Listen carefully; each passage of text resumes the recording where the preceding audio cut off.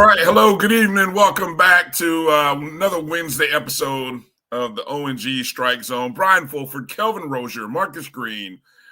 The triumvirate is back. Fellas, how you guys doing? Good to see you all. It's good to see you guys too, man. You know, I miss y'all guys on Monday, but the Monday crew holding it down, man. Those ladies and young men, they're doing their thing, man. But it's good to be with the brethren. Chef's kiss to the Monday night review and everybody. I mean, look, y'all. For what do we schedule that show for? An hour? Yeah. But honestly, you know, when a podcast or a show is good, 2 hours doesn't feel like 2 hours. Unless you got somewhere to be early in the morning. But it still feels you guys covered a lot of ground. And I'm telling you what, man, you guys are. And I'm saying you guys because I feel like I have officially handed that show over. And I don't even feel right coming back, running this QB1. I'm going to just kind of sit back on the bench and watch y'all do your thing because the level of analysis and the breakdowns that you guys do, excellent. Great job. I love hearing all the commentaries. I mean, I think every week I got a new little saying from Tashay. Just excellent stuff. Uncle Steve doing a great job. Ashley, it was good to see Jay Peeps in there. Shout out to Keith doing all the quarterbacking and setting. I mean, just God, man, what a great show. I mean, I envisioned what that show has become, and there's still more that we can do, right? Because I especially enjoyed the breakdown of. And obviously I was there, so I'm hearing it, and I'm just like, yes, you guys are on it. The analysis, I think you guys spent about maybe 15 minutes talking about the maybe 10 minutes, but anyway, the interception, the first interception of the year, and just everything that led up to that. But just excellent work, man, excellent work. So props to everybody on that. It's an enjoyable watch, read. Those of you who have not watched it yet, go back and watch it. It's available on it's in podcast format, the BCSN Pod Zone. You can go back and listen and watch it there. You can catch it, obviously, on the O&G Strike Zone feed or the JBN online. But go back and watch. If you didn't watch that show, God, you're missing out. You were missing out on some great analysis. So had to get that in there. Marcus, how you doing, man? What's good? What's good with you, brother? Doing good. You had a pretty good weekend. Everything's going well. Things are settling in up here. I guess cold front's coming through, so you can see I got the hoodie on in the house. Is that cold? Actually, yesterday it was cold, but today it kind of warmed up to the 50s. But yesterday it was like overnight lows in the 30s, so I was like, oof. Look, the wind was like 15, 20 miles an hour. We were colder until I asked. Oh, yeah? Hey, Orlando was colder than Denver, Colorado, and some places in Maine. So, I mean, you take that, Marcus. Take your cold and I'll raise you. Take your cold and I'll raise you 10 degrees lower, buddy. Now, I will say, I want to say, I know we're going to get to the shout-outs and everything, but I got a chance to meet some good folks who are regulars. So Dr. Melissa. Got to meet Liv. Yeah. I didn't take any pictures. Or at least any pictures. Well, I didn't take any pictures of myself. Oh, okay. I'm not in the. I don't take good pictures. So I did take pictures of the arena, sent them out on Twitter. But I got to meet Kyle and C. Got to meet mentioned Dr. Melissa, mentioned Liv. Tia Mitchell, who is the Atlanta Journal-Constitution, Washington political reporter, and a few other folks. So that was good. That was the highlight of Saturday. Nice. Good stuff. You have the pictures Also, long time MEAC fan poster Bison for Life. Bison for Life was there? Yeah. That's what's up. I made sure to retweet I did retweet some of the photos that you sent out. I don't know if you posted more or if you got them handy. I mean, hell, load them up. I know I got some photos from the UAPB trip, which I can load up a little bit later. You know, if we get to that point and want to hear war stories. But you know, other than that, you know, we can trade stories, Marcus. We could talk about the road trip, the O&G out on the road. So trying to cover ground. So good stuff. And yes, I do recognize how cold it is because it hit home, Marcus. I kind of laughed inside when you talk about wearing a you know, when it's so cold that you got to wear a hoodie in the house. That's how cold it is. I know those days. I remember those nights when it's so cold that you just like, no, I still got to put on a hoodie in my own house. Yeah. So I just had it on all day, so yeah, no sense in changing. Woo! You guys dropped those cold temperatures. Duval dropping 20, hitting 21 degrees. That's bad. That's ridiculous. Yeah, Ron Jab down here in Orlando area, Lake Nona, 42 degrees. Mary 305, 45 degrees in Miami. Wow, that is cold for Miami. Yeah. I know when the weatherman had said it was warmer in Denver, Colorado than it was in Orlando, that shook me. I was like, huh? So, yeah. But, all right. Well, we do got a good show to hit up for you tonight. A lot of stuff to talk about. Very busy. Obviously, football team got a good win on the road, Arkansas Pine Bluff. We'll talk about that.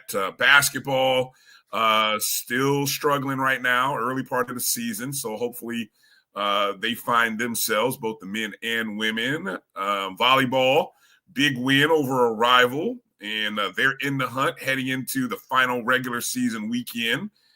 Softball, I think softball officially done with fall ball. They may have one more game. I'm not sure, but they've had a great fall season for sure. Yeah. I was definitely going to mention that. Have had a very good season so far. Tennis. Do we have? I know tennis did the ITAs last week. Do we have any results from that? I didn't check the rundown, so that's on me. But I just thought I'd ask. No, I hadn't seen anything. Okay. Well, we'll try to catch those scores. I know bowling was out over the weekend, so maybe we'll catch up and kind of see how they did. I guess it looks like they were at the Bulldog Invitational. So we'll catch up. We'll catch up and kind of spotlight and mention all those. Coming up on tonight's show, bottom of the hour, the head baseball coach, Coach Jamey Shouppe, will come in. It's been real quiet on the baseball front. So we'll get a chance to kind of find out what the baseball program is looking like here in the fall.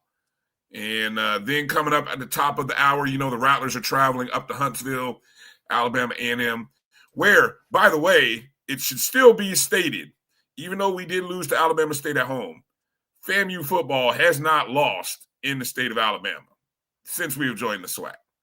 So, something's on the line when we head up to Alabama. So Pooh Bear from No Chill Sports and the HBCU Hour, of course, used to be the Golden Boot for those of you who maybe missed the rebrand.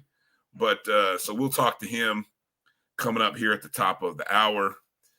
Yeah, so a lot to get to here. So let me go through the roll call. Anything else you guys want to mention here before I run through the roll call real quick, and then we can see how much time we got to talk about the women's basketball before we take that first break. Anything out there that you want to make mention of? No, let's roll. All right. Do us a favor, hit the thumbs up and the like button early if you would. We know you're going to love this show, so go ahead and get it out the way. If you're watching us on YouTube, my JBN Online, thanks to all our Jericho Broadcast Networks, Black College Sports Network subscribers, you can join the BCSN YouTube channel at my JBN Online. Those of us who are following on the O&G StrikeZone Facebook and YouTube page, we appreciate you. Those watching on Instagram Live on the O&G StrikeZone, we say what's up to you. Of course, everybody watching us on Twitter. You know, a lot of folks like to watch on Twitter. You know, I guess they call it X now. We still call it Twitter. So, you know, it is what it is. Appreciate everybody. Join the chats on YouTube and Facebook. There it goes. Ken Rozier checking in. You know, YouTube has done all the changing of names, so it takes me a minute to kind of get used to finding people's names with all these numbers and stuff. So what up, Ken? Good to see you. Zeke Love checking in. Good to see you, Zeke. Dr. Wilson checking in. Yeah. Checking in. So, yeah, up in the DMV. So, nice job to all the DMV Rattlers. Yeah, Kelvin crowd. Checking in. I didn't want to ignore you because you'd have complained. That's Meredith. Right. Good to see you, Meredith. Thank you for being a JBN subscriber. Thank you, Mary 305 as well for being a JBN subscriber. Hey, Auntie.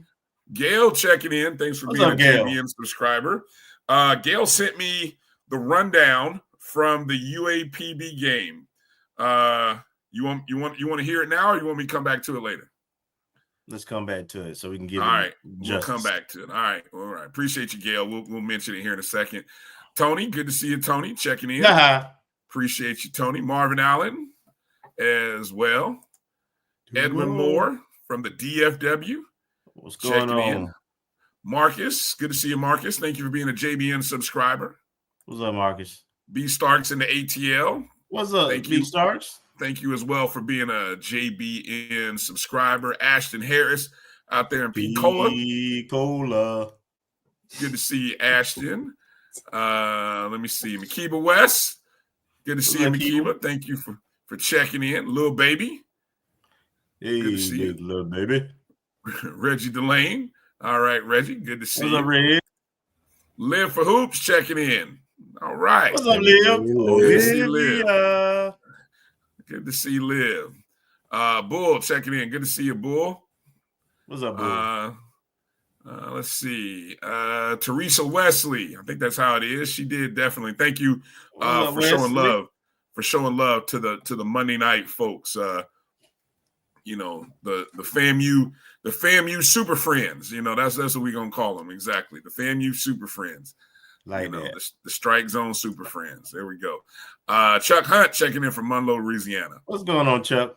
Hey, Chuck is you know, all this watching these shows. Chuck done become a videographer with commentary. Man, at that Grambling game, boy, Chuck was front row and center. Chuck wasn't throwing no blows, was he? No, man. Chuck was calling out them Florida mangy cats is what he was doing. Hey, Chuck was cussing. Chuck was like, take that S back to Florida, coming down into the hole with all that foolishness. But, you know, I don't know. I don't know. Maybe you heard my commentary on Sunday night's show. I had some thoughts. And, of course, it was addressed very early by Mickey Joseph. You know, we can talk about the fine. I saw some of you Rattlers trying to do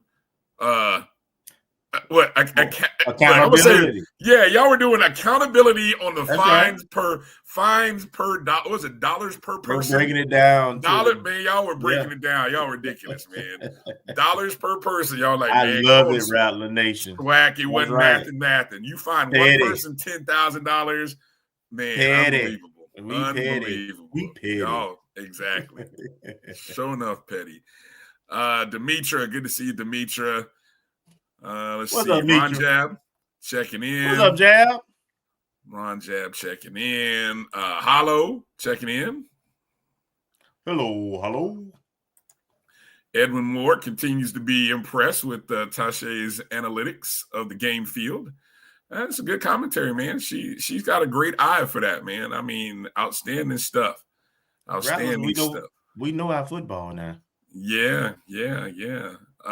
James Austin checking in. Good to see you, James. What's up? Miak fan, good to see you. Jimmy. Let me see. Anybody else I missed? No, I think I'm all caught up. Good stuff, everybody. Appreciate you guys for coming in early. Don't forget, bottom of the hour coming up here very shortly. Coach Jamey Shouppe will be coming up at the bottom of the hour. Get some baseball talk in and go from there. All right. Well, we'll start it off with kind of catching us up on a tough couple of days for the Lady Rattlers as we took a pair on the chin. Marcus can give us the analysis. 89-53, traveling to Howard, losing by 44. Marcus, while I look up whatever little stats I can find, what's your analysis on what you saw, Marcus? Well, I'll leave the in-depth expert analysis to Liv. And I was thinking about this, I guess a quick short story. When I was growing up, me and my 6 cousins would go to my grandmother's house in North Carolina, and she was probably pushing 60 about the time of this incident. And it was 4 boys, 2 girls, so we had a lot of stuff going on. And of course, we were getting in what my grandmother called devilment. And one summer, I guess I was probably like late elementary school, one of my older boy cousins did something. Grandmother, she was pushing close to 70 about that time. She told him to go get a switch off the branch. And so he went. The first time he went, he got like something kind of weak. She was like, no, get another one. We don't know what he did. I don't know, my girl cousins were looking at me, so I don't recall if I had something to do with it, but I plead innocence. But all we could do is he was, moving, and she was walking like Michael Myers, chasing him slow. And so she was catching him, and he was jumping and moving away from the switch. And like, all we could do is look out the window. And I say all that to say, sitting at the game on Saturday, I felt like I was looking out the window. He was wiping a whoopee with a switch. Huh? Oh my gosh! It was, and one of the tweets I sent out was that the press. I mean, they started out pressing. Well, I guess the first thing I said, just looking at their team, I think we had height advantage as it relates to having height at the center position, but it seemed like their height was more, and athleticism was more evenly distributed, and it really showed itself. And they pressed from the gate, or at least it looks like I would guess they trapped. It seemed like they seemed to trap on I don't know if we have a pattern of coming up the right sideline, but it seemed like it was 6-0 just right out the gate. And the first 2 times they scored, 3 times they scored, they were trapped, maybe a 3/4 trap over on the right sideline. And I don't know if we were dribbling that way because it's a habit or a pattern that we're used to, or if it's to get direction from the bench, because we were sitting right behind the FAMU bench. But it just got worse from there. And the trap was really hard for us to handle coming in, and then the athleticism, and then the turnover. So that, and the other thing I seem to notice that was a recollection of mine, and Kelvin, you can see if you see the same thing. And I did talk with Liv afterwards. I'm a big Atlanta Hawks fan. And so way back, I guess the late 2000s, early 2010s, when the Hawks got Joe Johnson from the Celtics, it seemed like the offense, they just called it ISO Joe. Because it was basically like clear out, let him make space, make a shot, take a jump shot.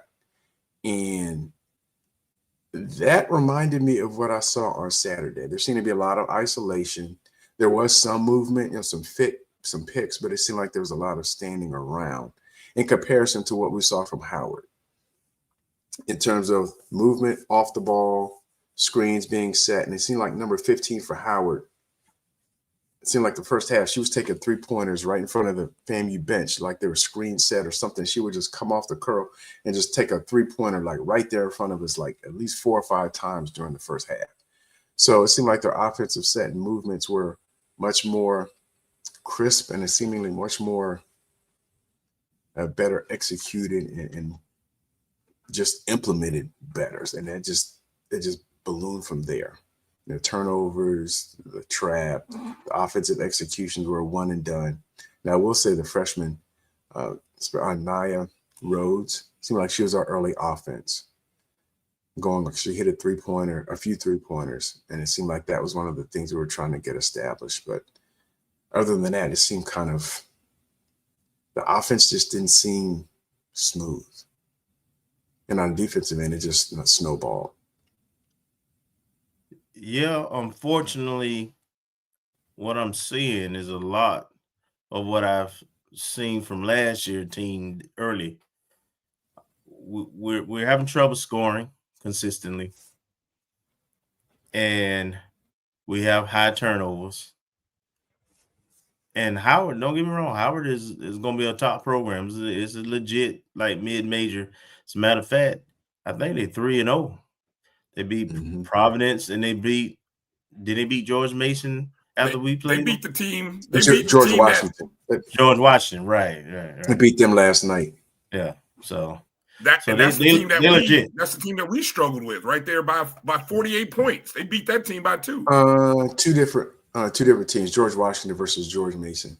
Oh, okay, my bad. They're both Georges, but in the same area. But regardless, they look good. I mean, there's no shame in losing to Howard based on how they've performed so far, and when you see them play, but getting beat by 34, that was a lot, and that was with a late rush at the end because it's a bad 3-pointers in. It's a bad trend. Yeah. We hadn't had a close game yet, and that includes our preseason game. It's kind of rough.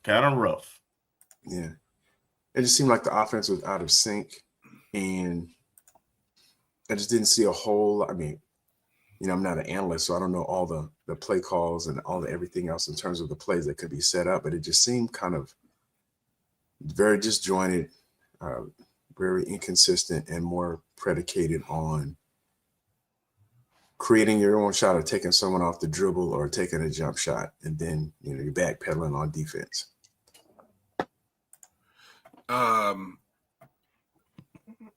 So statistically, right, we are I was just looking this up. This team right now, we're scoring 39. Let me see. These are the last 3 games. 39, 53, and 40 points. Right? I think what's troubling is the number of field goals that we're making. I mean, look, I don't even know which stat is worse. The number of field goals, 14, 20, and 16. That's a percentage of 8. That's a percentage of 19%, 29%, and 29.6%. Yeah, over the last 3 games. Now, we ain't played but 3. Yeah, we haven't played but 3. And I mean, and obviously last year's team was a totally different team. So, I was just looking at some numbers from the end of last season. But this team's got to figure out a way how to score some buckets. It's bad. It's bad enough that we are not stopping anybody. Again, you gave up 89, and so we gave up an average of 88.5 in the DC metro area. Combine that with 100 that we've given up, and if you're one of those points per possession kind of people who likes to look at those stats, because I know a lot of people like to look at and think about analytics and all that kind of thing. The last 3 games, we're right at about, well, if I got to look at 0.38, 0.51, 0.52. That's the 3 games. I mean, we're getting a lot of possessions. We're getting a lot of possessions. We're just not scoring. So a tough road to climb, to get out of. Hopefully, maybe Saturday will be a different story because the Lady Rattlers host Samford on Saturday at the Lawson Center, 4 p.m. Samford, the Bulldogs, are part of the SoCon. So they are an FCS school, part of the SoCon. I think Sanford is located in Birmingham, Alabama. Mm-hmm. So just kind of look real quick at their schedule. They're 1-1 on the year. They played some school. I don't know, Montevallo. I don't even know if that's a Division I, but anyway, they won by 20 against that school. They played Nebraska. They lost 80-46. Tomorrow they play at Florida, University of Florida. So if you're just happen to be bumping around and you want to see what Sanford looks like, take a look at them Thursday against Florida women, and you'll get a chance to see. But again, the Lady Rattlers got an opportunity here, and that's all you can ask for. So I think after they've taken their lickings here, maybe we'll see a competitive game on Saturday. So 4:00 Eastern. We still need you to support Rattlers. We need you out there. Yep. Don't give up on them just yet. It's still early in the season, and it's the non-conference. So, we need you out there. Yeah, new team. Somebody said, did we beat Sanford last year? Don't know. But new team, new got a couple of new coaches on. Hopefully it's all the newness, learning each other, and it'll come together by conference play. All right. Okay, good stuff. We'll get into talking about the men a little bit later on in the show, but let's get ready to take our first break so we can get over to Coach Shouppe after the break. You're watching the O&G Strike Zone right here on the Black College Sports Network. We'll be back in just a moment. Don't go anywhere. We'll be back after these words. This is the Dean of the College of HBCU Sports, Kenyatta Cavill of Dr. Cavill's Inside the HBCU Sports Lab with Mike Washington and Charles Bishop. Come mix it up in the lab where the course lecture is in session every Tuesday from 6:00 p.m. Central Standard Time on Facebook Live, YouTube Spreaker, or the BCSN app, as we discuss all things about the HBCU sports culture, including exploring the week that was in the sporting HBCU diaspora, as well as the upcoming week of HBCU sports. With me, the Dean, the College of HBCU Sports, on Dr. Cavill's Inside the HBCU Sports Lab with Mike Washington and Charles Bishop. Course lecture dismissed.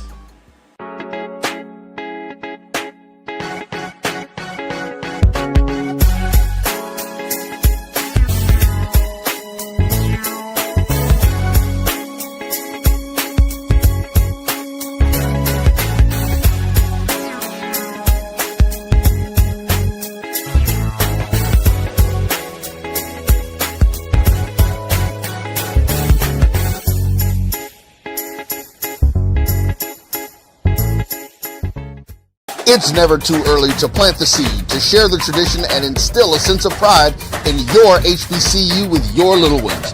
HBCU Pride and Joy Children's Boutique helps you share your school spirit with a wide selection of adorable kids apparel and accessories officially licensed from your favorite HBCU.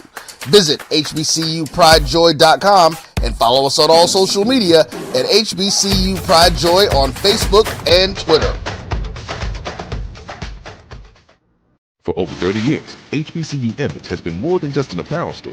We've been a movement, a statement, a legacy. We celebrate the pride, the purpose, and the culture that make historically black colleges and universities legendary. Whether you're a student or a lifelong supporter, our gear lets you wear your HBCU story with confidence and style. Because when you wear HBCU Image, you're not just wearing clothes. You're wearing culture. You're wearing pride. You're wearing purpose. HBCU. College football fans, the Cricket Celebration Bowl is celebrating 10 years of crowning an HBCU national champion. A champion will rise at Mercedes-Benz Stadium on December 13th as the MEAC and SWAC champions clash in Atlanta. Join us for championship football, interactive fan experiences, and iconic marching bands. It's an HBCU family reunion that you don't want to miss. See who will be crowned the next HBCU national champion. For event and ticket information, visit thecelebrationbowl.com.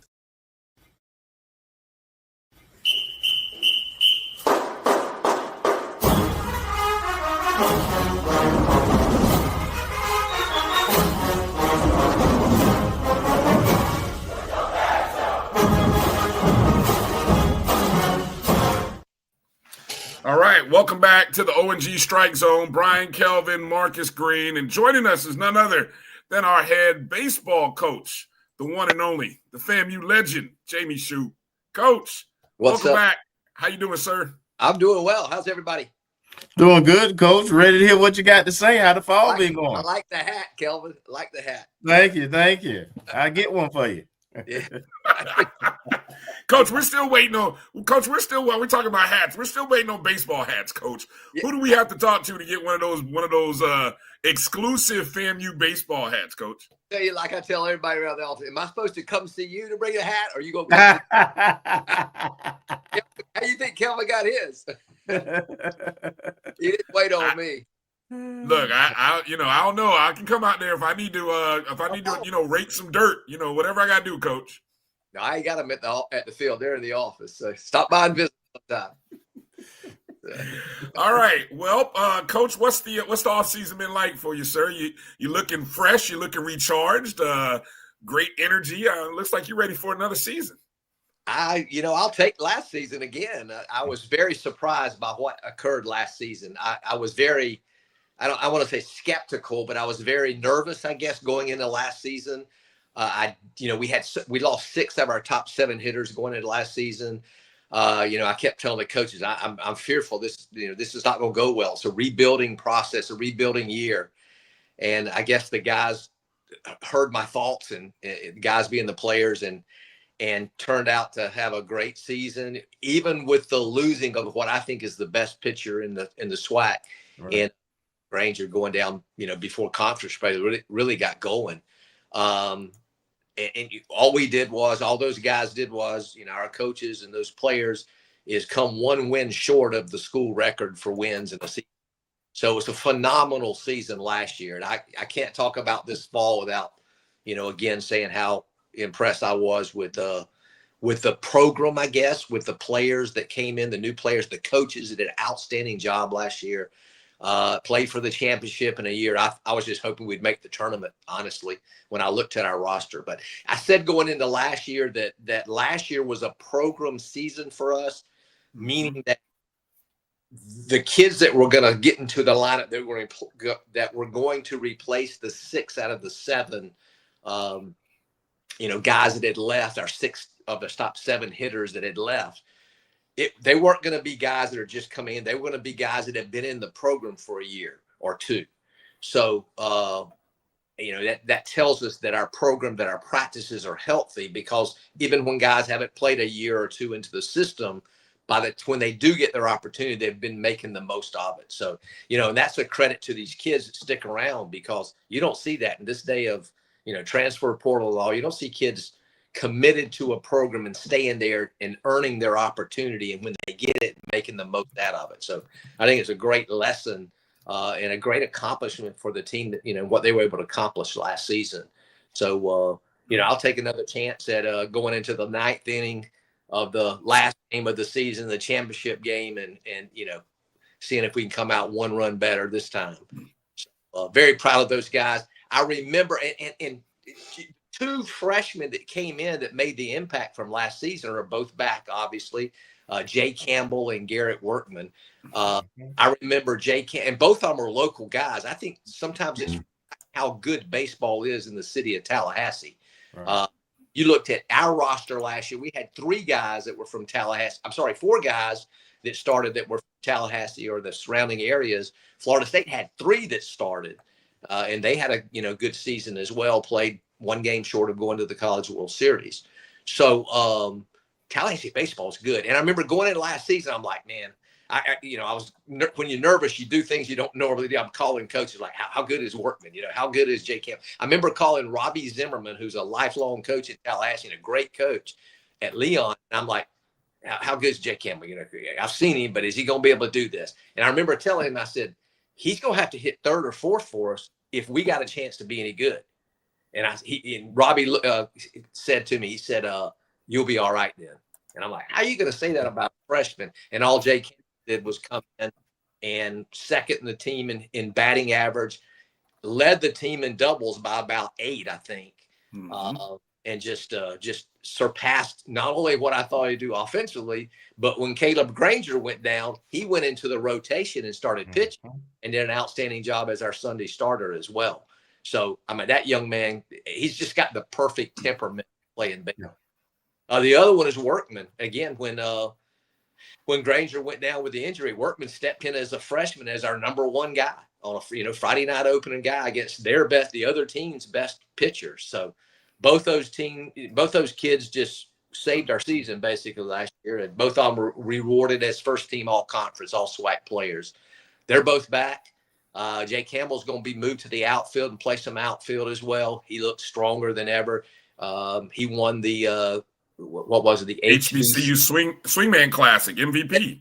Yep. He was MVP of that. Got a home run that put him ahead, and then came in and closed the game out. Got a save. Workman. Gosh, he was just a workhorse last year for us, and he's back. He didn't pitch this fall. He just threw bullpens. I'm very leery of kids coming out of high school after play a college season for the first time. He went off and played some summer ball, so he logged over 100 innings last year. So I thought it was smart to just do bullpens with him and not put him to the stress of competition right now. He's facing some hitters right now for the next couple of weeks that we're doing some individual stuff. But yeah, we returned most everybody from last year's team. Now we did lose Brody Popple, and that's saying a lot. And we lost Jalen Nichols, and you don't realize how much you'll miss a defensive player until that defensive player is gone. And he had that tragic injury at the end of the season. Popple drafted in the 13th round by Buster Posey in the San Francisco Giants. Yeah. And I thought that was ironic because Buster knows good. So how is that? Pretty much back. All the infielders except for our shortstop Niles that I mentioned. He's doing great, by the way, with his leg injury. Great. And then Miller, our catcher, our backup catcher, that's a very good catcher. He returns as well. So I'm excited about this season. We didn't hit. We played 4 games basically against junior college team, 4 7-inning games. For NCAA purpose, we have to call it two games, but we split them. Everybody else in the country does. We split with Gulf Coast, and we split with Tallahassee State College. And I think we gave up was 5 runs in any of the 4 games. We just didn't score. Now that's going to happen a lot of times in the fall when you shuffle a lot of guys. The fall was good. We've been done for about 2 weeks. We've been doing some individual things. We're working with Brett and Mo, Octavian Moore, Brett Richardson, 2 assistant coaches that are in charge of the hitting. They've been working twice a week on Mondays and Thursdays, just getting some extra work in. And then we've been working with me and Jam.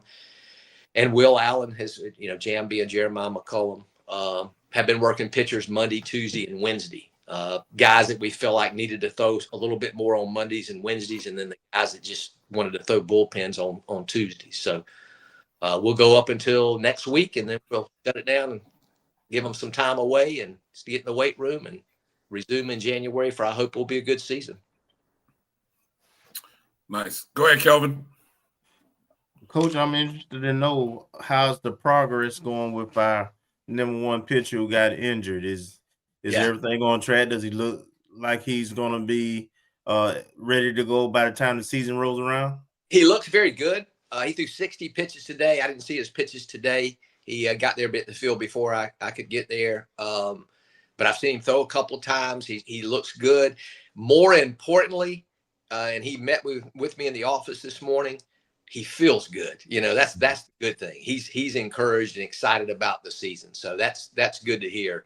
You'd much rather have him, even if he was throwing bad, telling you he felt good than great and feeling bad, kind of unsure about it. Seems very confident in how he feels. And so we'll baby him a little bit. We'll start him slow when it starts. But gosh, that guy can pitch. If you're a baseball fan, you want to see a guy that can throw 3 pitches for strike and competes. And, Caleb's not real big, not small, but he's not real big. He just competes his butt off, man. He's as good a pitcher as you'll see.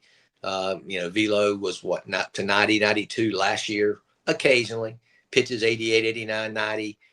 Just a great college pitcher. So he's worth the price of admission to come out to watch him pitch. Don't cost anything to get in, but still. So Coach, I think I know you well enough to know that you approach your scheduling, your off season pretty much consistently the same way. You have an experienced team that played a lot last year returning. Is there anything different in terms of your approach or the challenge? I know that the goal is always to win the SWAC and go to postseason, but you got a team where you kind of know what you know about them, and of course there's talent there, and you expect to be very competitive. So, do you approach it any differently? Absolutely not. If anything, you push them a little bit harder when they think they're good. You want to make sure there's no complacency there and not looking to get better. We had the majority of practices we had were very good. Some of them weren't, simply because I think, you can't rest on last season. Everybody knows. We've got better on the hill, especially. We've got some guys coming in that I really like on the hill pitching. That's why we didn't win the championship last year. We didn't have enough pitching depth. So we've kind of rectified that during the recruiting season. And I've been very, very pleased with the arms coming in. Couple of them that you'll hear I got me a sidearm guy again. When we won the last two championships we've won, Zach Moray, Everyday Moray, was the MVP of the SWAC tournament and pitched, every game of the SWAC tournament. Before that, we had Jamey Grant, who pitched, won a championship. Gosh, I think all three of the championships we've had a sidearm guy that really played into it. Two of the three ended up being MVPs of the SWAC tournament. So I got me another one, a kid by the name of Clark Lincoln from down in Tampa, went to junior college in East Georgia. We've got two SEC transfer by way of junior college. One came from Missouri, one came from Mississippi State. Both of them are pitchers. Deshaun Morgan transferred from Missouri and just kind of wasn't worked like he should have been. But he's our best velo guy that we got. He's been up to 95 this fall. And once we get him just right, I think he's got a chance to be really, really good. And then Jackson McKenzie transferred from Mississippi State, went to Gulf Coast for a year, but he up to 92 left-hander, and he's got a big league curveball, and he also DHs and hits.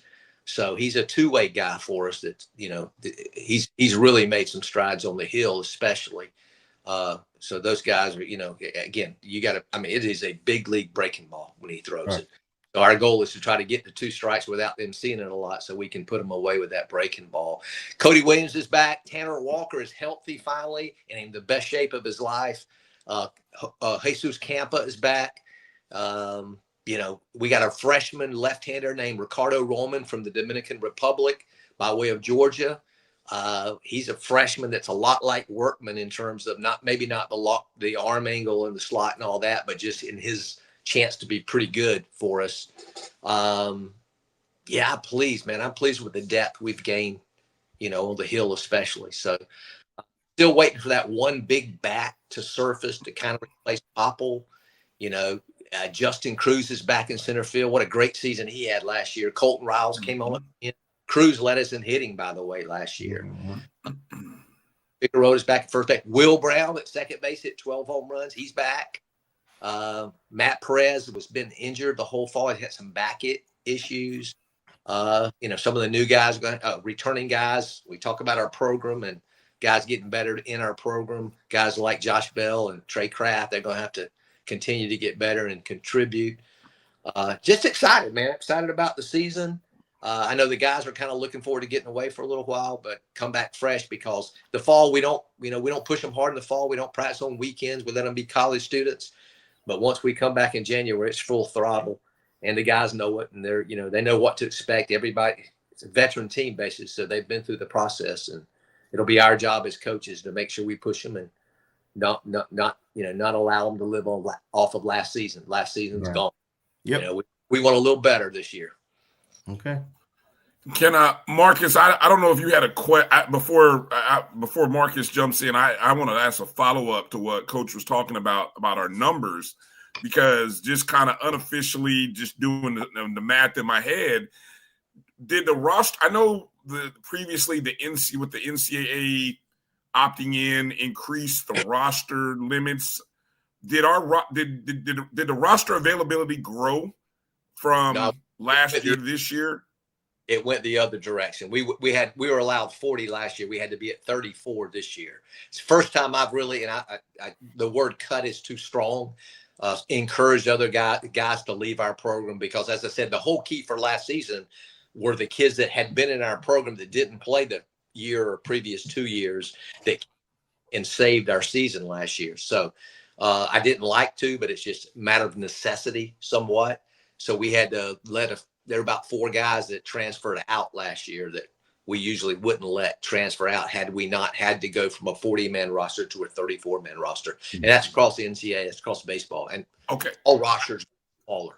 I was going to say that everybody's dealing with that. So it's not like, not like a competitive disadvantage that we're dealing with in the SWAC or whatever. Everybody had to in every reduce sport, rosters. In every sport in the NCAA. I think basketball, I want to say women's basketball didn't, but there's 1 or 2 sports that may not have changed their numbers, but ours went, we were reduced by 6 players permitted on our roster. So, yeah. Okay. All right. Yep. Go ahead, Marcus. Good evening, Coach. Welcome back. I guess I wanted to ask, given, I guess, the relative youth and uncertainty coming into last year and then making it all the way to the championship game, what's your prognostication of what, not necessarily a team, but when we go in the preseason and they do the preseason rankings, if you will, or where they believe that, where do you think they'll put FAMU? Don't care. It don't matter. It's preseason, so I don't look at that. I don't do, for the guys that know me, Kelvin knows, I don't do any social media. I don't read the paper. I don't care. I mean, the expectation from our coaching staff will remain the same no matter where the SWAC ranks us or whomever ranks us or doesn't rank us. I laugh sometimes when we're ranked too high, in my opinion. I laugh sometimes, I really laugh and really use it when they rank us too low. So I hope we get ranked 4th or 5th or 6th even, so that our kids. But I don't care. I could care less. I don't read those things. That's for the fans. I don't lose sleep over them for sure. I guess the guys sometimes like to see that, but I want to see it at the end when it matters. I want to see where we're ranked. It matters. I want to see, I want to get back to the NCAA regional for the 4th time in school history. I ain't got too many more years left to coach, so I want 1 or 2 more of those at least. I want to see where we're ranked at the end of the season in the HBCU national polls. I want to be number 1 there. So that's what matters. But it's good. I mean, it's fun for the fans. It's, players look at it, I'm sure. So, whatever it is, I'll use it. If it's too high, I'll tell them they ain't that good. If they're too low, I'll not any good. See what we can do. So we'll figure out a way, no matter where we're ranked preseason. Right. Thank you, Coach. I need to get like Coach. I need to learn how to not read social media. I might live a little bit longer and have a lot less stress in my life. Well, here's what you need to do to get rid of that. So you want stress in your life. Just work with 20 and 21 and 22-year-old kids that are responsible for your livelihood. Then you don't need social stress. Does 60 middle school 8th graders count, Coach? I mean, I got to deal with them. I did that for years. That definitely counts. That'll get you. Yeah. All right. They're not responsible for your livelihood. They're just trying to take your life sometimes.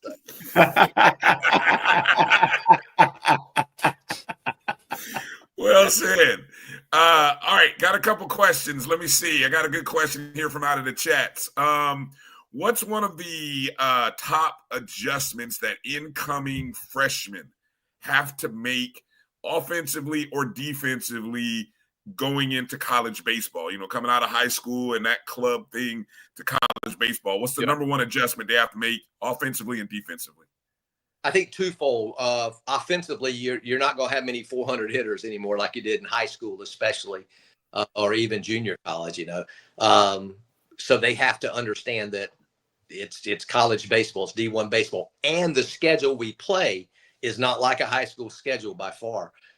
We're playing very good competition. I heard y'all talking about basketball playing their games before conference. Get all of that out of the way in the preseason. What I call the preseason is the season before conference schedule starts, and play tougher teams. That's probably what they're doing. That's definitely what we do. We play some SEC, ACC teams just to get ready. So when we get to conference play, there's nothing that's going to be better than what we saw in what we call the preseason, the season before we hit conference play. The second thing, and that same thing goes with pitching. You better make your pitches and you better hit your spots. And even then, that ain't going to be good enough sometimes with the schedule and the competition. We'll take our chances if we go with the percentages of fastball tight, getting tight, so they're not able to hit it. Second thing would be the length of the season. In high school season, and even in junior college, they play 40 games in junior college. They play 20, 25 in high school, and we're playing 56, 60 some years, depending on how far we have to go in the tournament to win the thing. So, it's there's a lot of baseball in a college season. I talk to the administration. I need to talk to more to understand. In the spring, football's done, after spring ball, and basketball's done, and most sports are done. It's us and softball and, maybe one other team going. And then we have all these functions at the end. And, baseball game, average football game is 3 hours and 20 minutes.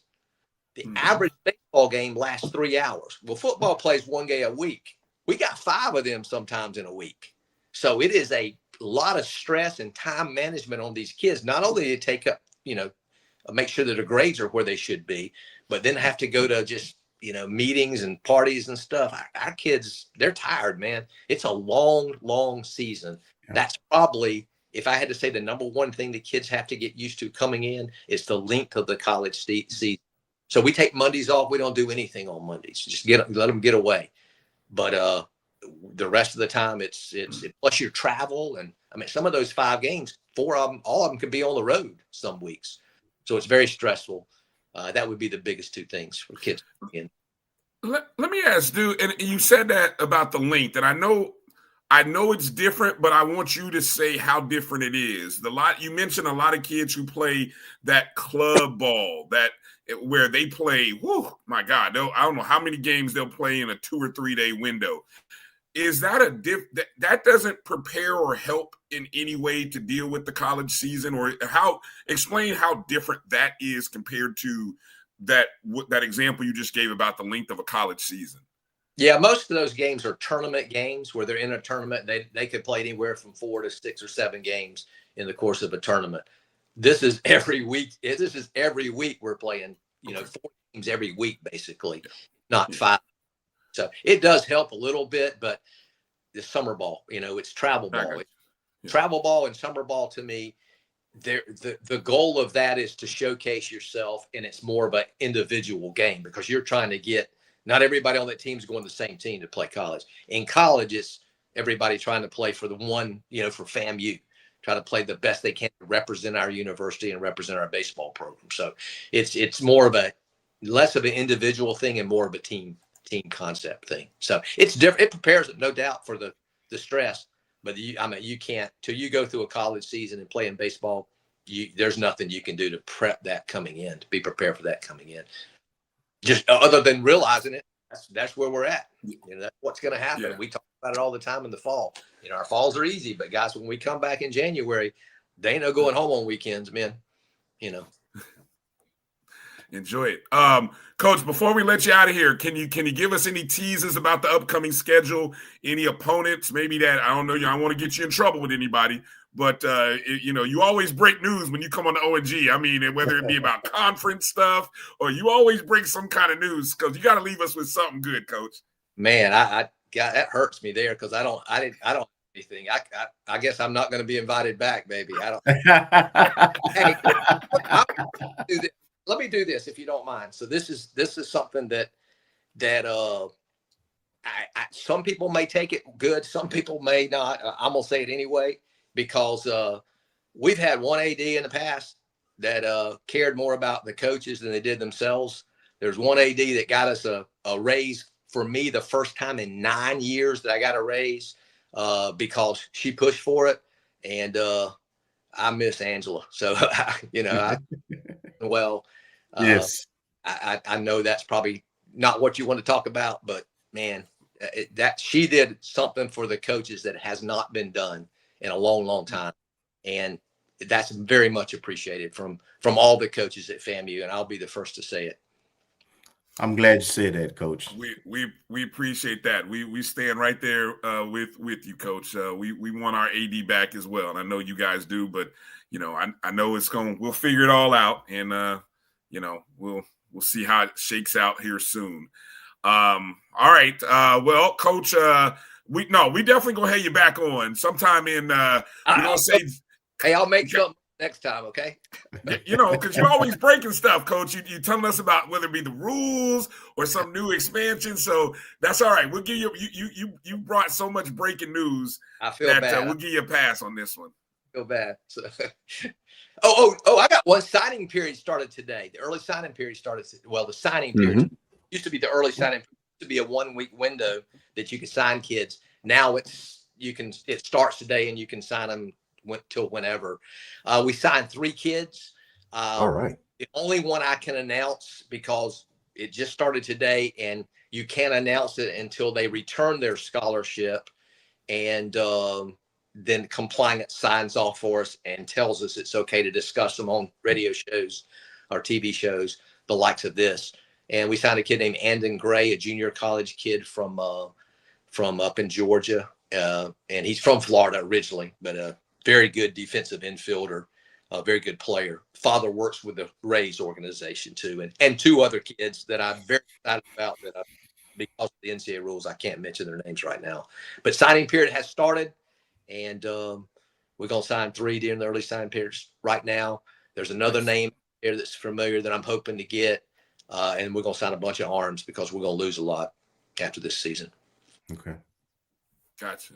Well, I got a feeling Marcus will.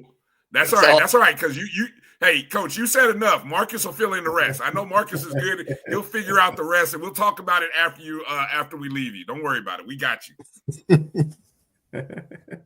Hey, Coach, we as always, we appreciate your time. Thank you, Coach. Always appreciate you. We look forward. I mean, fall ball just ended, but we're looking forward to another great baseball season. If we don't talk to you before the end of this year, happy holidays, Merry Christmas, and all that stuff as it's coming up here at the end of the year to you and your family and all the coaches and players. And we'll definitely look forward to catching up with you. Yeah, appreciate all you guys do for FAMU athletics as well, FAMU sports. So we appreciate it. All right, Coach. Be well. Take care. We'll see you soon. Appreciate it. Thank you. All right. Good stuff from our head ball coach, Coach Jamey Shouppe. Marcus was shaking his head when he was talking that one. You got that one, right, Marcus? Oh, Andon Gray? Yeah. Yeah, I have him. And there's a couple others. And actually someone just signed, literally. Oh, well, at least he posted it. He's a high school recruit out of, what high school was that? Someplace in Tampa. But, and he's a catcher. So there are 2. And actually, he mentioned some names for this not incoming class, but class of 2025. I caught the young man from Missouri, Deshaun Morgan, and Clark Lincoln, but he mentioned some other people, like from the young man from Mississippi State. So I'm gonna have to rewind this once you upload it. So you have to upload it quick so I can catch those names. I know you have them by next week's show. We'll be talking about it when we do our baseball updates. We know you have them. Good stuff. I'm interested to see how that roster thing. That's because like Coach was saying, we only lost 2 guys. But it's a lot of changing parts, and so. And actually, I think we looked at it in maybe the preseason of football, because I have a spreadsheet of the proposed changes and how many, the scholarship limits and all this other stuff. So, previous, and then the house limit, and how many was on the roster last year for FAMU for each team, and how many we stand to lose. Yeah. And actually, Coach said we have 40. And I only counted 36 players on the baseball team, but still, we're down to we're going from 34. what? We went to a max 40 down to 34 now. Yes. So we lost 6. I'm interested. You know what would be interesting to do an analysis of and see across the SWAC. And, I don't know if the SWAC does I'm going to say the SWAC because I don't know if other conferences do or do not. But like how everybody does like a preseason thing for various sports, basketball, football. I'm curious, that 6, what positions do you think that 6 is? Are you losing arms? Are you losing position players? Is it a mix? You're probably gonna have more, probably gonna lean more arms, because you That's need tough. We need arms. Everybody needs arms. Yeah, but you need guys who can play more than one position, with arms, especially if you're not a number 1, number 2, then you eat up some middle innings, but you don't necessarily pitch every day, a lot of those pitchers. So you have to roll the dice, and you have to have guys who play position. Like he mentioned one guy who pitching and who also gonna be DH. So you have to look for guys who can do both, like Jay Campbell did last year. He did like three positions. I mean, Jay was a third baseman, outfielder, DH, emergency and a pitcher. I mean, if you and he did them all at a high level. Yes, yeah. If you were a high school recruit or somebody who had a son, or you gotta be able to play multiple positions. I mean, if you really want to separate yourself, because I gotta imagine most schools, like you just mentioned, Kelvin, are probably. Everybody's dealing with the same thing, right? The reduction of 6 scholarships. So, like you said, you got to find guys who can do multiple things. Damn, I just hate losing arms, though. I mean. Well, I tell you what, though. This is the one year. As long as everybody stay healthy, it won't matter for us. We got a dominant number 1, number 2, and a really good number 3. Yeah, and that's not even Workman, and that's not even including Jay. Because if Granger comes back healthy, and then Workman, what he did last year as a true freshman. Yeah, that 1-2 duo gonna be deadly. I'm about to reach out to my good friend Coach Hernandez and do some little early scouting and pick his brain and see what BCU gonna look like, because he always recruits well. So but he's losing a lot. See, the one advantage we have this year, literally outside of like two starters, everybody's coming back. Yeah, and that's why I asked that question. Yeah. And even I know Coach, doesn't look at the preseason stuff, just the prognostication. I mean, if you just look at the pattern, the early odds-on favorite is going to be whoever played the championship or made it the deepest in each. Well, I guess we're playing divisionless now. But but no, you said, Marcus. I mean, the 2 teams that were in the championship game will get the first look. And when you look over and see all the people that Bethune lost, and you look at all that we have coming back, we will be the favorite, if not 2 or 3. We're probably in the top 2 or 3. Just because of the 2 pitchers. Now, yes. We did offensively. We were really good last year, which was the surprise. We knew we had pitchers, but just because of I want number 1, number 2 pitchers, we have to be the favorites. Right. But it don't matter. It's a new season. 2026 will be here before you know it. Less than I don't know. Shoot, we're almost midway to November, so probably definitely less than 60 days. And so there we go. Good stuff. Real quick, I want to make a comment because it's something that Marcus noted. There have been some updates to our streaming service here, right? And so they're doing this whole thing where they're letting you, stream to various sites in different layout formats. And I know for some of you, if you're watching us, for example, on Instagram Live, you might be looking at us in an unusual layout. You're like, what the H is that layout? It's that portrait versus landscape thing. I know one of the Twitter feeds is using the new matrix and the other one is using the traditional. So I'll take, if you're watching us on one of those feeds and you're like, this ain't normal, or this looks odd, then, I'll tell you to come on over to the YouTube channels, My JBN Online, or the O&G StrikeZone feed. It looks good. Facebook is always going to be landscape the way it is. And so I'm, just doing a little experimenting to kind of see what it looks like. If you guys are watching us, you guys in the chats, if you're watching us on one of those feeds with the portrait layout, let me know if you like, if you hate it, thumbs down, thumbs up, whatever, so I can get some kind of analysis and feedback, and then, just stop trying to experiment. All right, let's take that break. Come back on the other side. Pooh Bear will be coming up. No Chill Sports will be joining us here on the other side. You're watching the O&G StrikeZone right here on the Black College Sports Network. We'll be back right after these words.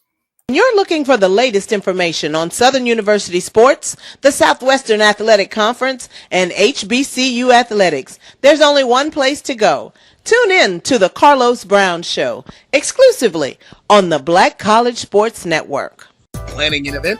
From weddings to corporate functions, CMJ Events LLC brings over 15 years of experience to make your vision a reality.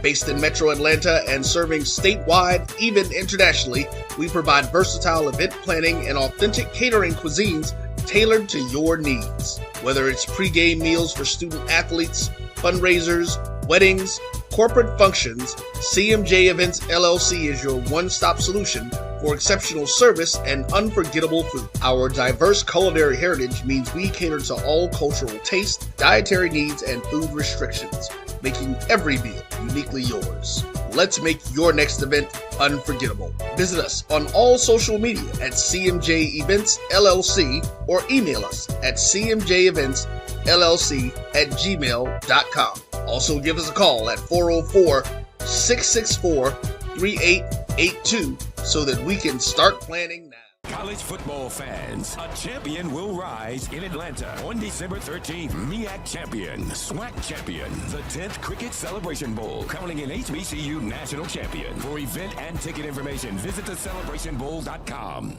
Since 2002, Empowerment Resources, Inc., a nonprofit organization, has empowered more than 1,500 youth and adults in Duval and surrounding counties. Through its programs, Journey into Womanhood, Girls Mentoring, Life Skills for Teens, and parenting education coaching. To get involved with programs, volunteer, or donate, visit www.empowermentresourcesinc.org. Follow us on social media, facebook.com/empowerment.resources and instagram.com/empowermentJAX. For over 30 years, HBCU Image has been more than just an apparel store. We've been a movement, a statement, a legacy. We celebrate the pride, the purpose, and the culture that make historically black colleges and universities legendary. HBCU Image, a Kenny T's company. ESPN Events presents Red Lobster Band of the Year. Returning to Atlanta on December 12th, 4 bands will qualify for the big stage, where 2 national champions will be crowned. Follow us for rankings updates throughout the season, and join us on December 12th. For event and ticket information, visit bandoftheyear.com.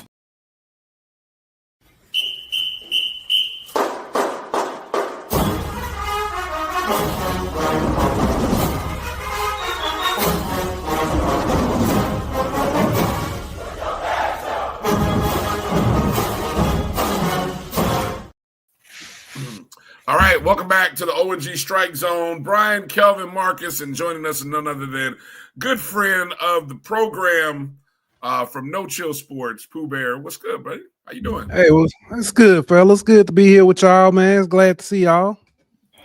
All right. I see you branding yourself there with the jacket. I like it, man. Nice merch. Yeah, we got a shout out to our guy. He's actually a Southern alum, Donald Kelly, DK Kelly, Kelly Creations. Big shout out. He takes care of us, get all our merch and stuff taken care of. Nice. Good stuff. Good stuff. So what's there's so many things happening within the HBCU sporting diaspora. Obviously we'll get into talking about this Alabama A&M FAMU game. But in the SWAC, let's just start with the big story that happened over the weekend. The brawl down there in the hole, Grambling, Bethune-Cookman. What was your take on what you saw and then some of the post-game comments? I guess Bethune picked the wrong hole. They said pick a hole, any hole. They picked the wrong one. And I don't think they going there no more. Dirty cats. But it was other than that, I'll say I think the game itself was a really good game, and it was marred by what happened before the game and after the game. That became the story outside of just talking about the great job that Grambling has done to kind of find some resurgence late in the season. Everything became about that. Then of course, when it started hitting the public markets, everybody started talking about, oh, that's what happens when you HBCUs, that's what they do. But nobody talked about Texas State and ULL because they had a pretty bad brawl this weekend as well. Nobody talked about it. Yeah. So also the comments from Mickey Joseph, the ghetto side of me was like, I know what you mean. That's but in a professional sense, in a leader of men, and especially of our young men, you don't want to have those kind of comments. And the prepared statement and everything was I'm gonna be honest with you, you could have threw it out the window. It meant nothing. Passion and heat spoke, and a lot of times you just gotta what my grandmama say, think twice before you say so, or as the new kids say, don't press in. Yeah. Did you think the fines and the suspensions were appropriate? Yes. I think because we've seen it before. I think if I'm not mistaken, there's precedence for this. This has happened before. Yep. So I don't think this is anything outside of the ordinary. However, if you're an Alabama State fan, you are cussing up a storm right now because you wanted Bethune at their best to try to help you out. But at the end of the day, I don't think it really would have mattered. But it is what it is at this point. Good point. Go ahead, Kay. Well, I don't know if it would matter. I still haven't seen exactly who's not playing. Long as they can put up points, then I think that it's gonna be a game. Yeah. Yeah. But I guess I want to ask about A&M and what has happened. If the season started off with so much promise, you look good. I know there's been some injuries and things, but what happened with A&M this year? I'm be honest with you. Everything I saw, it looked good, promising, very promising in the beginning of the season, and then I think the same thing happened to A&M. Happened with a lot of teams in the SWAC. Injury hit, and it has derailed a lot of schools. If you look at some of the top teams that are left in the SWAC, the one thing that they have is health. Jackson State is probably the only school who's lost their starting quarterback, and it hasn't necessarily taken a big step back. However, they lost the game that they lost their quarterback in. That's probably the reason why they lost, because they couldn't do anything. They weren't expecting that. So it's health is one of the biggest things with Alabama A&M. They've got a lot of youth. The backup quarterback, freshman Huntley, I like him. The first time I saw him against Bethune-Cookman, I was like, it's the future is bright on the hill, with that guy being able to come in, put up the numbers he put up against Bethune-Cookman on the road, hostile environment. And he looked good. Then he got hurt. I mean, he's back now, but he doesn't look the same. Right. He's not 100%. No. Now on the defensive side, they have not been able to stop they're very physical up front in the front seven. The defensive backs are not. They're they're probably a year off from where they need to be. First year, Coach Shade, I kind of figured this would happen. I didn't think it would be this bad, but I wasn't expecting the offense to take the hit that they took. So, did I see correctly? Quad Brown sent out a post saying that he's going to. I mean, it read like a transfer, or I thought someone had died or something. I didn't know what, but it looked like. But he said something about coming back for a medical red shirt. Coming back for another year. But I found interested in the statement, he made reference to a cheap shot or a dirty play, something to that effect. If I can find it, I'll try to find it. But you know what I'm talking about. Yeah, so I didn't see. I saw because I'm gonna be honest. I try not to read a lot of those long posts because I can do better things with my day. But he did mention he's coming back for another season. I mean, at some point he's got to be tenured in the SWAC. At some point, I don't know what to say. I didn't realize. It's funny. I didn't realize he was as old as he was until someone made mention of it, and then I was like, okay. And then I started noticing. I was like, oh, okay. I'm not gonna talk bad about the kid. I'm not going to say what, let me rephrase that. I'm not going to say what everybody's thinking. However, Grandpa. So, I understand how it feels to be the old man in some areas, so yeah. But yeah, he's coming back for an eighth. 1, 2, 3, 4, 5, 6, 7, 8th. So I assume you done talked it over to coach, because sometimes coaches don't want the kid to come back. I've seen that happen. On the FBS side, I've seen some coaches, a guy say, "Hey, I'm coming back for a medical red shirt." And the coach said, "That's great. Where you playing next year?" So yeah, so it's gonna be interesting. Go ahead, Marcus.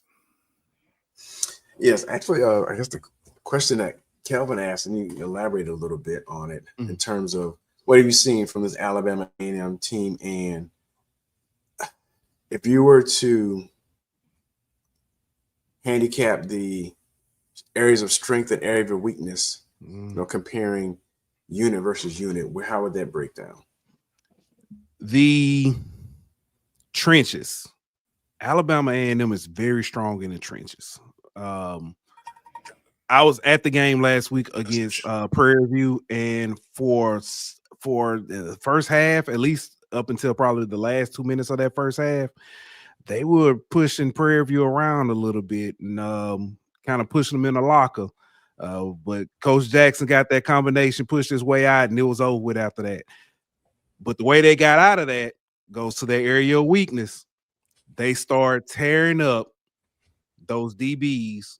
And it was number 11 for Prairie View. I didn't even check to see who got player of the week, because after probably his third, fourth catch, I was like, oh yeah, he definitely in the running.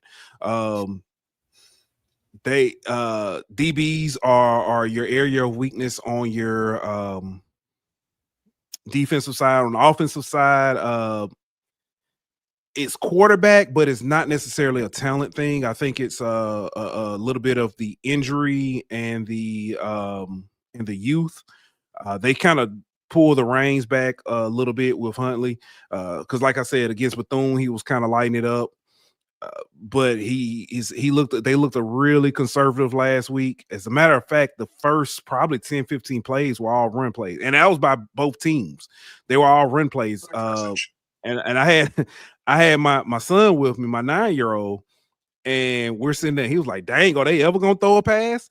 And and when they finally threw a pass, it seemed like the game just changed. It was, because they ran so much, and that was realistically both teams. Wide receivers for A&M are really good. They're young. They're really good. But if you can't get them the ball, then what do you do? It's that they're out there being excellent blockers, I guess, or getting some great cardio.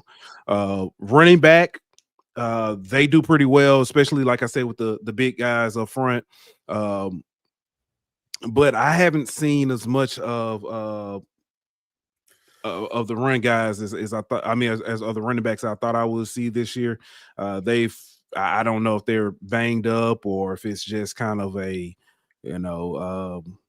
rotation problem or issue or something like that. But it's just, I mean, they've got the running back, they've got the horses. It's just been a little awkward this year. Mm-hmm. And I guess the reason I'm asking is, because I was just looking at the SWAC stats, and Alabama A&M was pulling up the rear in terms of rush defense. But I can tell you, I can tell you that. It sounds like, I mean, they're front seven, so I'm just kind of trying to, get that in my mind in terms of how that plays a role into it and what advantage or lack of advantage will FAMU have in the game. The biggest thing with them, big plays, 15+ yard plays. The Lewis Cruz Classic, Alcorn, I think Alcorn had maybe 9 big plays in like the first half or something like that. They would get down to a 3rd, 4th down, and all of a sudden Sewell would break loose. And you're thinking, oh, well, it's Sewell, he was some big time back, maybe, but then Reggie Davis came in and did it. Then you're playing Mississippi Valley, and all of a sudden a big run breaks out there. Or then you're playing against Prairie View, and then all of a sudden the quarterback takes off and he picks up 15, 20 yards. So that's where it is. It's big plays have killed them all season. Well, that's encouraging for us Rattlers, because the one thing we don't figure out over these last 4 games is that we have explosive players. We've hit 3 out of those 4 teams pretty good with explosive plays, and we do have a back in Haley who's a home run waiting to happen. If a guy take a bad angle or miss, he's out of there. Yeah. What I'm just kind of looking at this. My thoughts were on Sam Shade, Pough, in terms of he can't control the injuries, obviously, but in terms of establishing the type of culture, mindset, attitude, spirit, how's that looking from the changeover from a guy who was very personable, very energetic, very media friendly in Connell Maynard to Sam Shade, a little more reserved, a little quieter guy. But what's your take and what's the vibe on what you like from Coach Shade so far? I'll tell you, what I like about Coach Shade is the culture he's built.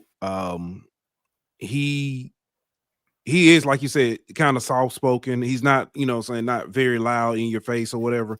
But when he speaks, everybody listens. I was at practice this earlier in the summer. There were 2 guys kind of got into a little scuffle. The way they handled that, as far as like coaching staff, said a lot about how this team has changed. The physicality that we saw from the players said a lot. It was a lot different. How I've seen this team on the sidelines during the games, it didn't matter what the score is, they're still fighting. Good. That says a lot. He brought in several guys from Miles kind of came over with him.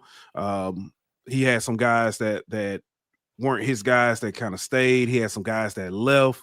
I'll be interested to see what's going to happen once he starts recruiting, how he's able to recruit, getting back into the Birmingham area. That's somewhere that A&M fans have been clamoring about. Hey, we need to get back into the Birmingham area. That's somewhere that Coach Maynard kind of got away from.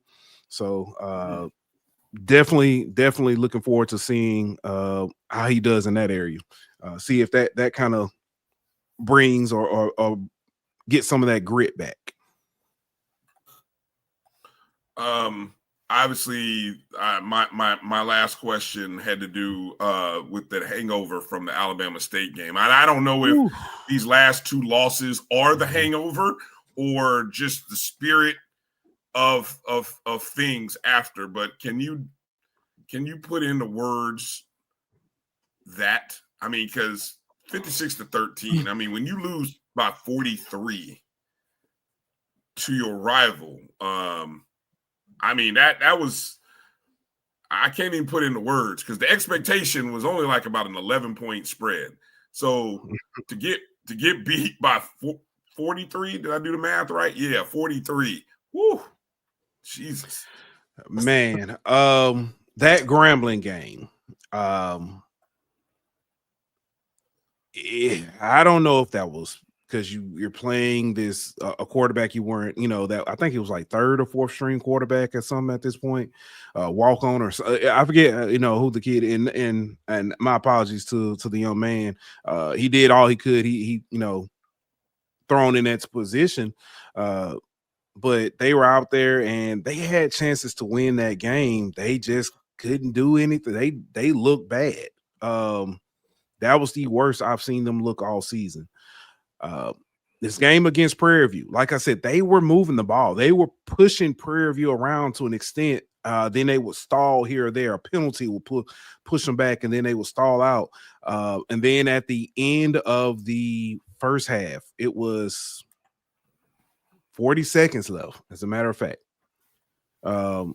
Prairie View marched down the field, and with about, I think it was the last play, it was like 2 seconds left. They threw a 40-yard Hail Mary. And it looked like nobody was out there. It could have been pitch and catch. And at that point, it looked like they were kind of deflated. I mean, they still came out and fought the second half, but you could see like it was kind of like realization was kind of setting in. It was like, okay, all right, because it went from a 7-5 game to a 13-5 game. And then by the time I got out of the press box, got back down to the field, I think the score was like 27-5. By the time I got to the car, the score was 42-5. So it just snowballed in the second half.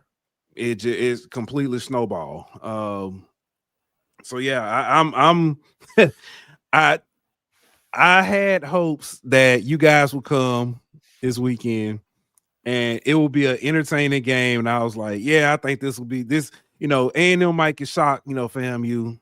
And I mean, I think they'll be competitive, but I'm not gonna put any house money on it. So. Well, let me say this. So first of all, it sounds like, and from what I've seen, and it's typical for a first-year coach with not all his players, and then the attrition because of injuries and people leaving and going. Depth. Yeah. It sounds like they just getting worn out. They can hang first, second quarter, but eventually, they don't have enough depth right now built up in order to sustain that effort. Two, you're going to be playing a FAMU team that everybody score on. All right, we allow in SWAC play. I'm just talking about SWAC play. We allow about 32 points a game, somewhere around there. So we'll keep you in the game for sure. But we are explosive. We have shown the ability to be explosive. So it very well could be a shootout. What you said, it reminded me, and because I had to kind of go through it. For those of you who don't know, my son plays football at the University of Houston. Willie Fritz last year, first year at the University of Houston. They came in, I think they won 4 games. They were in every game except for maybe 1 or 2. They were in every game, but then it was just like, everybody beat up. Second half, they completely fell apart. This year, completely different Houston team to the fact they're talking about competing. They're competing for a Big 12, or at least they're not mathematically eliminated right now. I can see the same thing, like you said, for Coach Shade. get beat up on this year, come in, fully establish his culture, get his guys in there, and then next year, they're actually in that race. Mm-hmm. That's what happened at Miles. That's what happened at Miles for him. He came into Miles after who was the coach at Miles that left? Went to Tuskegee. Ruffin. Yeah. Slater? Griffin. He came in after Ruffin, excuse me.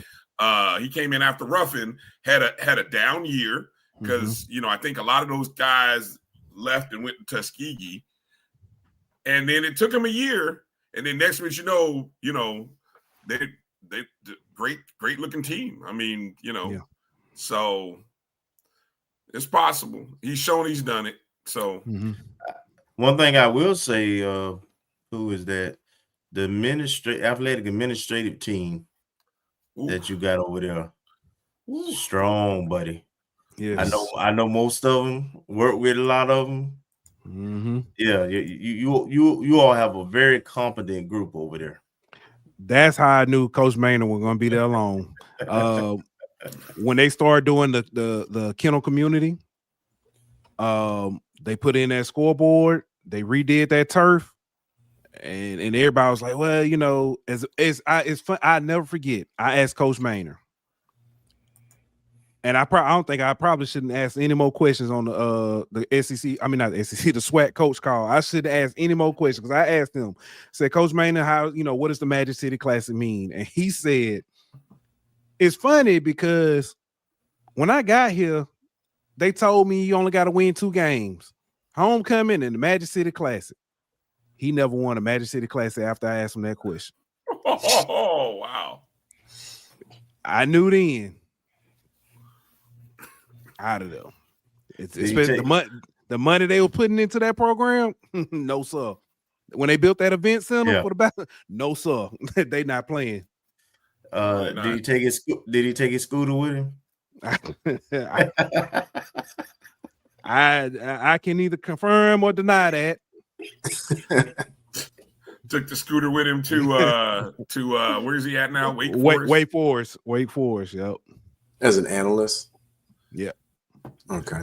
No, I guess the one thing I would note, and kind of talking about what you and Kelvin have been talking about, is that when you just do a quick glance at the statistics, especially the offense and defense, the rankings within the conference, I mean, these 2 teams are, and based on the weaknesses with the, even though our secondary, I don't know, it's like we alternate weeks on whether we're going to give up 300 yards rushing or 300 yards passing. But the weaknesses, the teams seem to mirror each other in terms of their weaknesses. And the other thing that FAMU has to, well, I'll put it like this. In the past, since we've joined the SWAC, I think there's been, let's see, 1, 2, I can't remember how many games, but it seemed like at least 3 out of the 4 games that we've played, Alabama A&M had a lead at some point.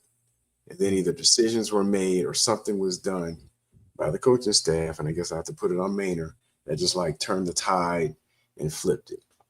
This is when I came down to 22, that we were like the first quarter and first half, we were getting whooped.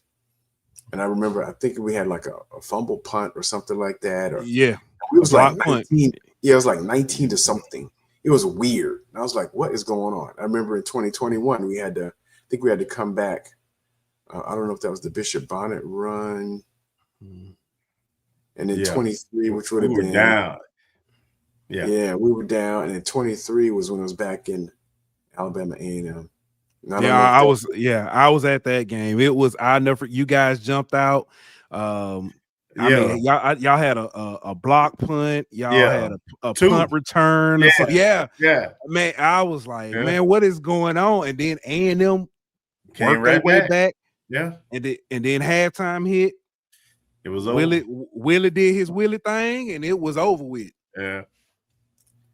So it seems like there's always like a turning point. It's kind of competitive, or we'll grab a lead, lose a lead, and then some decisions will be made, like going for it or doing something, or a fake punt that doesn't work on the A&M side, and then it like turns the tide. And so I don't know. We can't depend on that this year.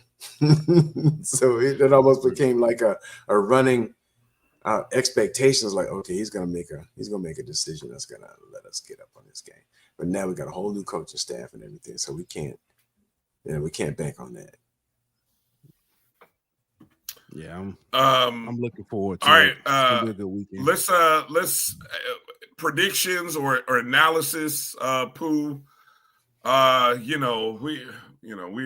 a wounded group of rattlers, so I'm not going to sit here and say that everybody is confident about this from the FAMU side. So there might be a lot of people that might agree with what you say here. If Alabama A&M is to win, how will that happen? If A&M is to win, no turnovers and a big special teams play. Yeah. Okay. With both teams averaging, both teams are giving up. I think you guys were talking about this earlier. I was just looking at the numbers here. Alabama A&M giving up 35.1 points per game, which ranks 10th most. And just right under them, Florida A&M giving up 34.4 a game. So like I said, don't take the under on FAMU football games, but expect some points.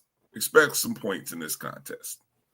Yeah, the problem is Alabama A&M has not scored more than 13 points since they beat Valley at homecoming. So you might be running up against the right team to give them some points this game. I'm just saying, so it's gonna be interesting. It's gonna be interesting. I haven't had the full chance to watch many of y'all's games this year. But the games I've seen, I've been confused. One game I'm like, oh, fam, you all right. Next game I'm watching, I'm like, they gonna let the staff get back on the bus? I don't know. Well, the reality is we're fine against the teams we're better than. The upper echelon teams, we're just not there this year. Yeah, we at the top of tier 2. At the top of tier 2, nowhere near tier 1. Yeah. I knew it was bad when I came on here and y'all was talking baseball already. I said, y'all just gonna skip basketball. But nah, it was it's like I said, it's been a awkward year, to say the least. Yeah, so it's very I didn't doubt Prairie View as much. I just didn't think that they would be able to do what they're doing in year one. I believe in Coach Jackson. I just didn't think they would be able to do what they're doing in year one. I thought Texas Southern was going to be the sleeper out of the West. And I mean, to an extent, they were. But like Coach Dishman said at Media Day when we talked to him, it's just those one or two plays that always seem to mess them up. One or two plays here or there in certain games. So, Prairie View's schedule also, I thought, just really played into their favor. They don't play Jackson. They didn't play none of the top teams in the East except Alabama State. And they got them when their quarterback was hurt. And they played Grambling early, and Grambling wasn't the same team. They won by 1 against Texas Southern. They just find ways to win. They beat Grambling by 1 point. Yeah, they just find ways. No, I'm lying. I'm sorry. Texas Southern beat Grambling by 1 point. Right. They beat Grambling. Grambling had all those turnovers in that game. So it's yeah. So yeah, kudos to him. Yeah. I like what I've seen out of Coach Jackson. It's not many people can talk that talk and back it up. So my favorite one at Southern, they interviewed him. First thing he said was "Happy Homecoming." So So I bet they won't schedule. It'll be a cold day in hell before they schedule us again. So, yeah. All right. Pough, let people know where they can find you. You know, and where they can check in and catch the show. Yeah, check us out. No Chill Sports on Twitter. No_chill_sports. On YouTube, it's No Chill Sports. I want to say it might be No Chill Sports Media. No Chill Sports Media on YouTube. We air every Monday and Thursday doing HBCU hour. We cover, I guess you say, all other sports. On Sundays and Wednesdays, we kind of been skipping those days because LSU been getting their butt whooped and they all in the news for some other stuff. So I know I was gonna go there with you. I was gonna go there with you for just like a half a second. So I'm glad you mentioned that. Listen, it's been rough. I've changed. I've put myself in the portal a few times. But I will say this: I have this year. I kind of took a step back and kind of watched college football from a mile high view, and truly enjoy everything I've seen. And it's funny because I kind of gravitated a lot more to HBCU sports because of football because of the matchups just lined up every week where they're the better matchups just seem to be over there. Watching starting week 1, Alabama State, UAB. Speaking of that, UAB down the road, they gonna stop scheduling Alabama State for stuff. They might not invite them to a cookout, the way they've been beating them up. Yeah. Isn't that like state mandated though? And then the state of Alabama requires some of those games, some of those matchups? I don't know. They look. I have no idea. But Kay Ivy, before she goes, she might write an executive order or something to change some of that stuff. Them folks, they've been getting they've been crying all day. Yeah, crying all day. But yeah, go ahead. I'm sorry.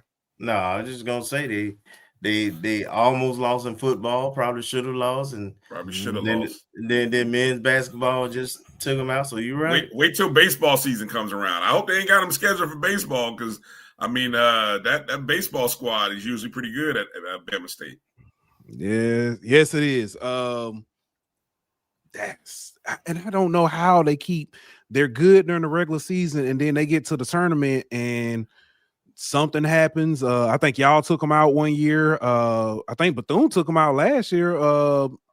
To win, end up going win it. So yeah, it's gonna be interesting to see how this goes. I'll tell you what, for the first time in a long time, I'm looking forward to the Florida Classic. Really? Yeah. I'm looking forward to the Florida Classic because I think that both teams got a chance for the first time in a long time. You're right. Yeah, we'll see. Is Nick Saban coming back to coach LSU? Jimbo Fisher. I wouldn't. No.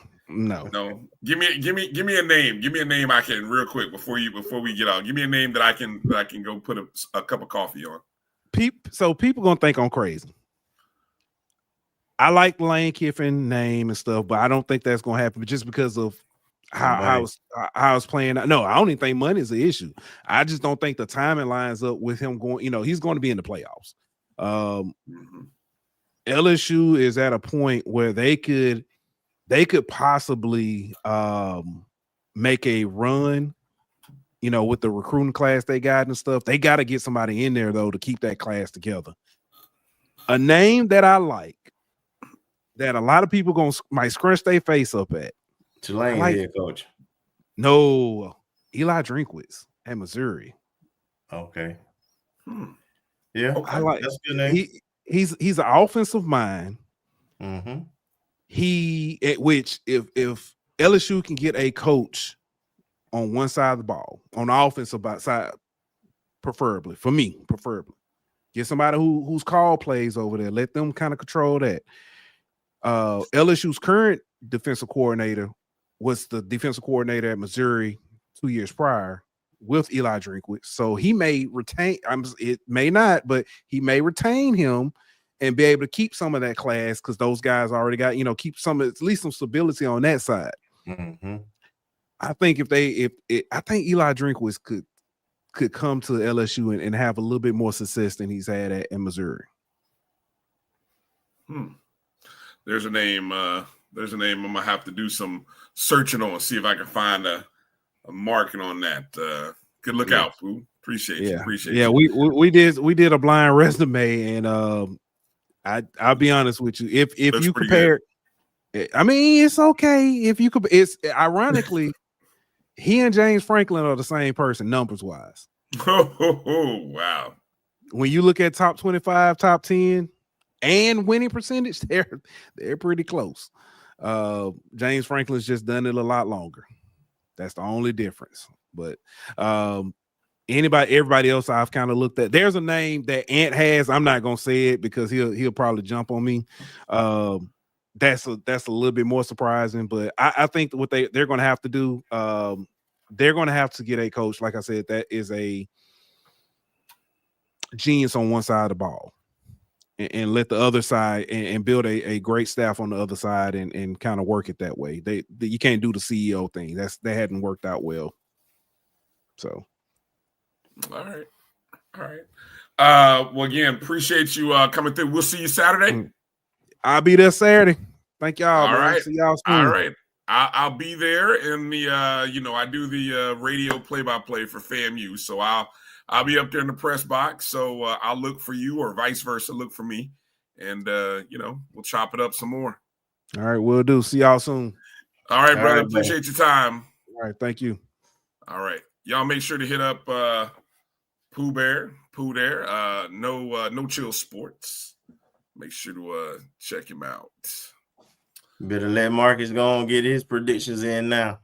Oh man. Well, we're not gonna be that much longer here. See, Marcus, when you leave, Marcus, it ends up being Kelvin ends up talking longer when you leave.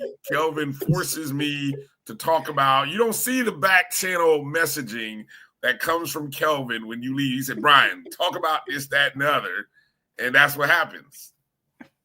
Just letting y'all know how it works behind the scenes. It sounds like deflection. Yes. I'm letting y'all. Y'all don't nobody can buy that one. All right, I don't care what y'all believe.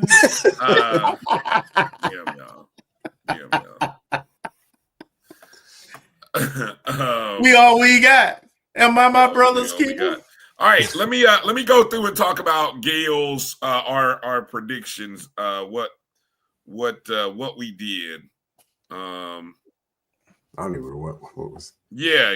This comes courtesy of Gail, so we appreciate Gail for keeping track for us. These are our bold predictions from the UAPB game. Now, Kelvin, you got the box scores up. I guess you can kind of pull some of these box scores up or let us know how these stats are. Kelvin said he was going to get 100 yards receiving. Now, I don't know if this was individually who this was. And 2 touchdowns. I don't know. Do you remember, Kelvin? No, I didn't say a player. I was 5 yards short on that. 5 yards short of what? Of 100-yard receiver. Oh, you mean okay? It was 100-yard receiver. Okay. Yeah. All right. And they would have 2 touchdowns. So whoever it was, got 1 touchdown, right? Yeah. Final score prediction for Kelvin was 38-35. He predicted a high-scoring game. He would have been playing the over. Cha-ching. He hit that.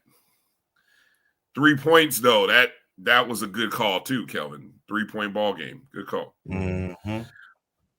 For me, I said the first 2 offensive drives that we would score.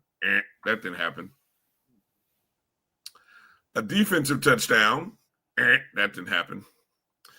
And a score of 38-31. FAMU winning. I was taking the over. Cha-ching, cash that. Marcus flat out said the defense needs to play. And I don't know. He called for 200 yards rushing, though. I don't know. Was that one individual or the game? I don't remember. Well, no, that had to be for the team because I don't know. Right. Well, we did that. Yep. We did that. And then a score of 28-24. FAMU. So another close ball game, 4-point ball game. Yeah. Gail said this is the first time anyone has been close in our predictions. So there you go. And yeah. Ooh, it ain't my fault. Marcus, what's your what any big takeaways from what you saw at UAPB? We heard Kelvin his takes on Monday. What about you? Any big takeaways? I had to kind of look at some of the game, and actually I couldn't find it on HBCU Go, the full replay. So I had to look at somebody's YouTube clips. Yeah. And I had to look at it. Well, to be honest, around halftime at a women's basketball game, I pulled out my phone and started, looking at both things. So I saw some of it. I guess the biggest thing, just to echo it, everyone, the defense has been like, ugh. You get a lead, like, okay, we can get a little breathing room. You just let them right back in. And that's been a recurring theme, especially since we started conference play. Especially against teams that we beat. I mean, Albany State, Southern, Alcorn. It's like, okay, we can score, but we can't stop them either. So that's been the biggest thing. And I was just surprised at how toasty our DBs. I mean, that's been consistent most of the season too. But our DBs just stay toasty. And the other thing is, it looked like we scored, but it seemed like the passing concepts for UAPB, I don't know, they just seem to be a little bit more advanced than maybe what we call. And it could be just because they have a mature transfer quarterback, because I believe he came from Shaw or one of the CIAA schools. He transferred in. So his maturity and perhaps having been in the system or having played may play a role, but it seemed like some of their passing concepts just seem to be a little bit more complex, or they seem to get some wide open people. And plus we have the talent on offense as well, but it seemed like their receivers were just like all over the place. So I'll say that. And then I'll also say, the offense played well. They called a good game. I had to go back and look at those highlights to see the play that was called a holding that would have given us a 24-7 lead. And then we didn't, that allowed them to get back in the game. So because I heard about it and I saw the team talk about it on Monday, the crew talk about it on Monday, but I didn't actually see that play. That was probably when I was transitioning from the end of a basketball game and going to the car. So I did see that play, and yeah, that was a key play. And there was only one player I thought that it could have been called on because the clip didn't play the referee's call to see who was actually called on, but it looked like it was the left guard, but it could have been. It could have been. It wasn't a whole lot there. It was just one of those calls that you're gonna get in a SWAC game. Like, really? Home cooking, according to my broadcast partner. He said it was at home cooking, man. A lot of those. And it seemed like we got a couple illegal block in the back. Block. Was it this game? We got a couple blindside blocks on kickoffs. Yep. And one I was like, horrible. Yep. How often is that called? And I didn't see those plays either. But I just happened to, I was listening to it and my connection was kind of weak. So it was like, okay, blindside block on a kickoff 2 times in a row. It's almost like they don't understand the intent and the spirit of the rule, right? Everything in the rule book, like you can literally call holding every time on every play. But you don't do that because it don't influence the plays, not egregious. And I think that kind of discretion is what's missing often from the officiating in HBCU football. They don't use their discretion very well. They literal in everything. And it seemed like, and Kelvin, you can go back and actually both you, Kelvin and Bryan, it seemed like our scoring plays, the running plays, and even the call to Goldie on the 4th and 5 slant that he ran, seemed like you can go back and look. Seemed like it was 11 personnel. So we had 1 tight end and 1 running back, and there were a couple people open on, well, at least on the pass play. Like he went to Goldie, but it looked like Haley was open on a wheel route as well. And the DB bailed. I guess, I don't know if he was bailing to try to catch Goldie once he caught the pass, but it looked like even if it had gone to Haley, he would have had 1 man to make miss, and he would have been gone as well. Yeah. And on the 2 running plays, it seemed like, I don't know if they had a run blitz call, but it looked like whoever there got like a second too late or got chip blocked. Because on the one that Haley ran, it seemed like the guy, I think he's number 43 or 47, came around the end, came unblocked. He just couldn't catch him, and then he took a bad angle behind the line of scrimmage, and by that time Haley was gone. But other than that, it seemed, the offense, the running offense seems to be rolling pretty well. And actually, RJ, much maligned as he was by the fan base, it seems like he's still maligned. But anyway, still maligned, getting progressively better, or at least looks better. Well, we got an identity, I think. Now we are playing lesser talents too, but we have identity. You understand what we're doing. The game seems to be slowing down a little bit enough for him to make some plays, and he's not been asking to do a whole lot. So, when you're getting 250 yards rushing and then another 250, that's very balanced offense, and the concepts are simple. We're not asking him to read a defense pre-snap and change plays and call the plays from the huddle. So we should be. There's the one slip up. You guys talked about that too, that interception we threw in the double coverage. It looks like he threw off his back foot too. He had pressure. It was like, it was like a whole. He was supposed to check down. Yeah, he was supposed to check down on that one. Looked like he had the same play. I don't know if that was Haley or Thad Franklin, but he had the running back going out on the flare out to the flat, one guy on him. Yeah. But make it proper. So Marcus, let's go ahead and get it in now, B. What's your prediction and bold prediction and your score?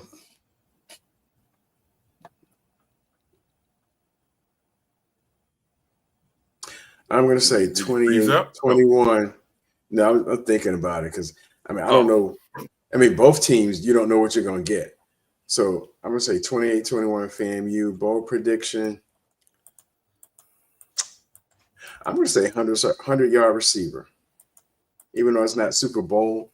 But if the DBs are their weaknesses and we didn't learn our lesson against Jackson State, supposedly that was, and I don't know if it made much difference just because the talent and the experience gap, but we didn't really press them as much as we probably could have if that was the weakness in their defense.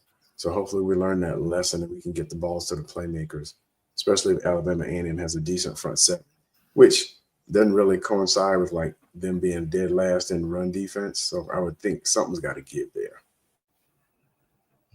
So either the front seven isn't as good, or they just give up big play. Like it's like they stop somebody for half a game or 3/4 of a game and just give it up in the fourth.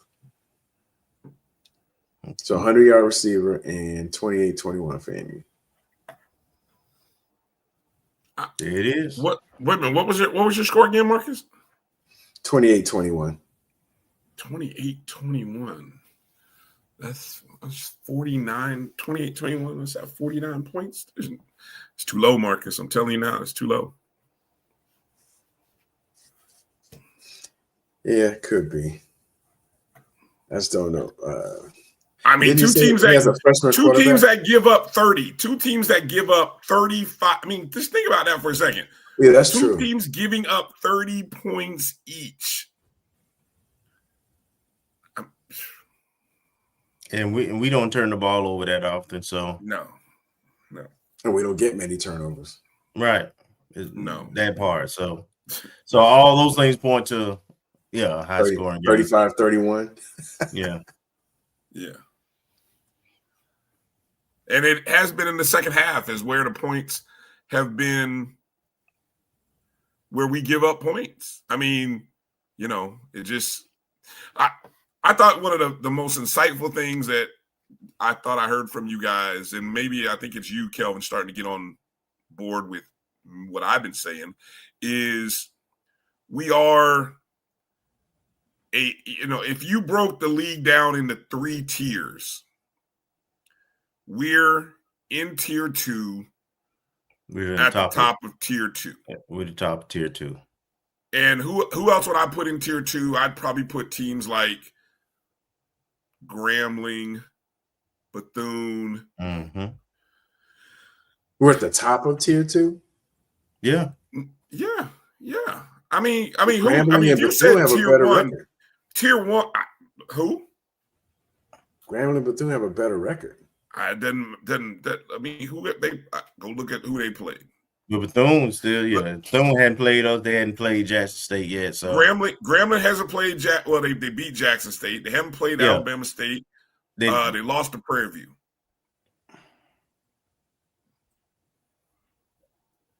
I mean, this is how funny the schedule is, right? Yeah. If you think about our season, we're 4-5, and I think you guys started mentioning we're 4-5. There's really only one game that has gone against the metrics, preseason metrics, the numbers, in terms of the outcome. And that was the first game of the year, which we lost at the last end of the game field goal. That game we lost. Every other game that we were supposed to lose preseason, we have lost. We were predicted to lose to Alabama State, we lost. Predicted to lose to Jackson State, we lost. Predicted to lose to North Carolina Central, we lost. I mean, the FAU game, predicted to lose that as well. Predicted by what? By the stats. The computer. The computer metrics. Okay. The computer metrics. I know our predictions. Our internal predictions we were probably split between Alabama. Yeah, because we were being Alabama State and Jackson. Yeah, we were being optimistic. We were being optimistic rattlers. I mean, let's be honest with ourselves. Well, we didn't think our offense would struggle like it did. We didn't. Nor our defense. How could we know? How could we know? We had nothing to really base it on. Right. We had no experienced quarterback coming back, so we really didn't know. Yeah, the quarterback who ended up starting, it wasn't even the quarterback we thought was going to start, to be honest. Exactly. So, we didn't know what that was going to turn out like. We didn't know the defense situations were going to be the way they were. We had experienced DBs that, I love the way Tashe said it, that he just out there, the level of communication is kind of head scratching at times. We really look. Stop it, Captain Positive. I'm just being. We barely beat, but we beat the teams we better than. At the end of the day. Exactly. And we are an inexperienced. I love JT. We're an inexperienced ball club. From many places. And, I don't think we look terrible all the time. Stop it. We don't look terrible all the time. Against the good teams we do. Again, tier 1, we're not a tier 1 team. Stop it. Stop comparing us to a tier 1 team. We were for like you said it on the show. Once you get it in your head that we are not a tier 1 team and put that the standard is the standard, put that in your pocket and keep it in the back pocket until the postseason and just say that we are a tier 2 team, you'll look at this season with a whole different mindset. You will. That's it.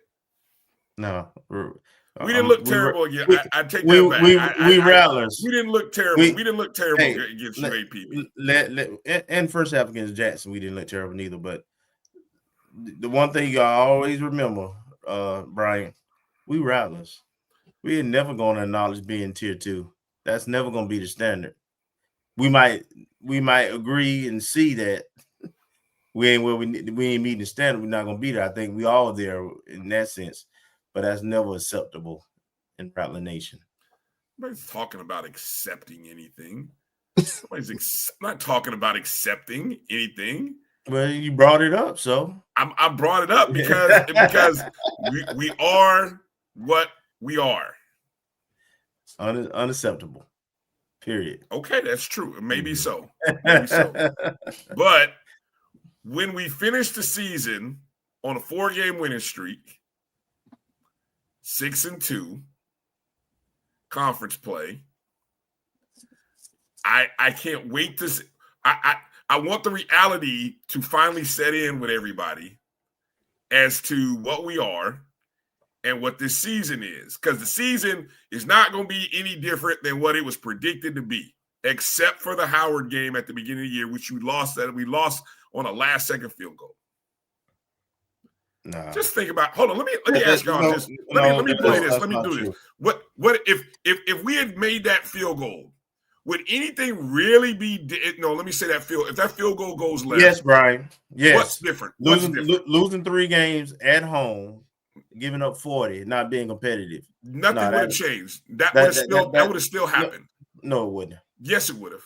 Not at the beginning of the season. If we had that was not a prediction. If that field goal goes left against Howard, we ain't talking about and we won that game. You talking about the season? Are we talking about the game or are we talking about the season? All right. No, what game? We're talking about the season. So we talking about the season? Then no.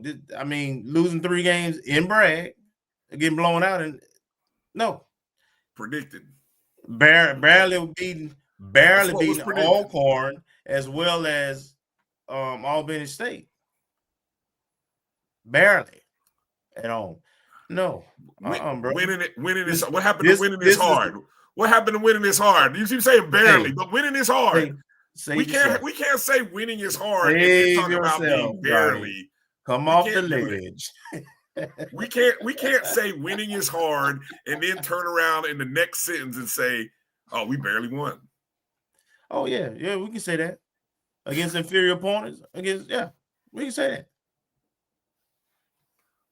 The standard is standard. Someone make a shirt, please. Somebody just make a shirt. Standard is the standard. It is. It is. I'm not. Hey, I tell you what. Put this product on the field 3 years in a row and see how long you'll be the coach. That tells you everything you need to know. That's what it is. Hello. Okay. Do you understand the words that are coming out of my mouth? So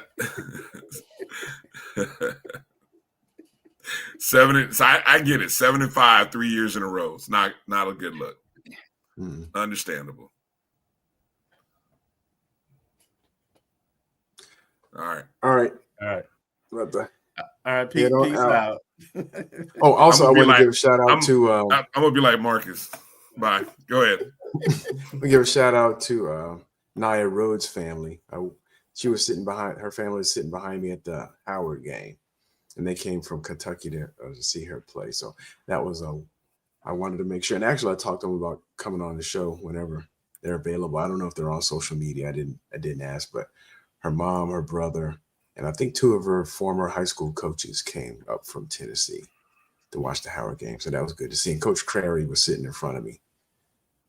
So he was there. I guess I'm watching the game and then getting prepped for their game against Howard men. Yeah. Which they won. Yeah.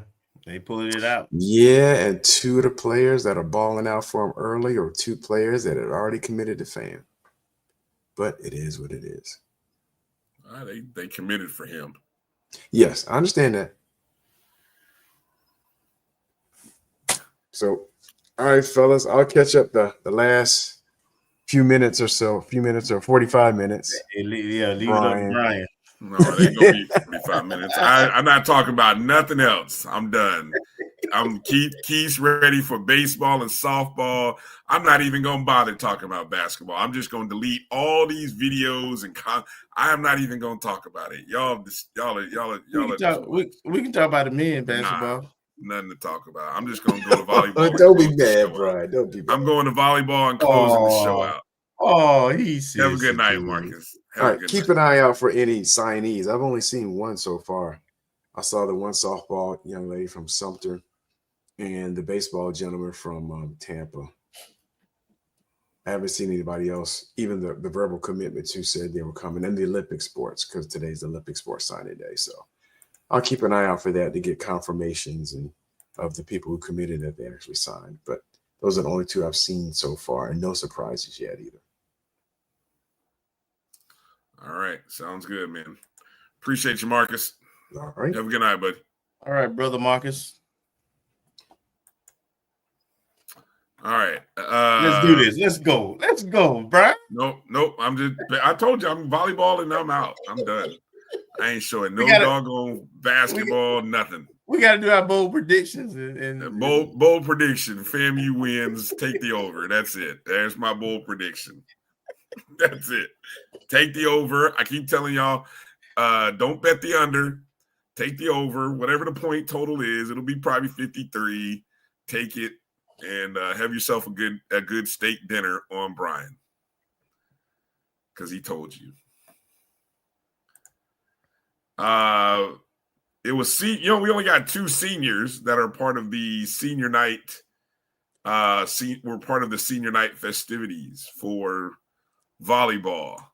That's Yarciel Rodriguez, the grad student, transfer from Pikeville. She's from Bayamon, Puerto Rico.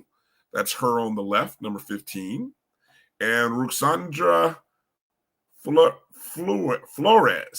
I think I said that right. Hopefully I did. She's actually a grad student, transferred from Zula, Xavier University, Louisiana. She's from Chieri, Italy. That's her, number 19. So only 2 seniors. But anyway, which is kind of interesting given, I really thought we had, we are a young squad. Doggone it, man. Yeah, are we? We are. We are really young. Looking at this roster, I mean, really young. Yeah. But we got a 3-1 win over Bethune-Cookman. Man, that was a huge win. Bethune, when we played and we went to Bethune looked so freaking good. Yeah. I mean, every shot felt like it was being blocked. They were stuffing it down our throat at the net. I mean, the energy that Bethune played with in that contest, I think they smelt blood in the first set, and they held that energy. I'm talking about when we went to their place. When we lost to them, that was the first time that we had lost since 2019. Right. They just wasn't used to beating us in volleyball. Yeah. So I mean, damn, it was a big win for them in that contest. Just looking at a few of the numbers, you see the numbers there. 25-16, 28-26.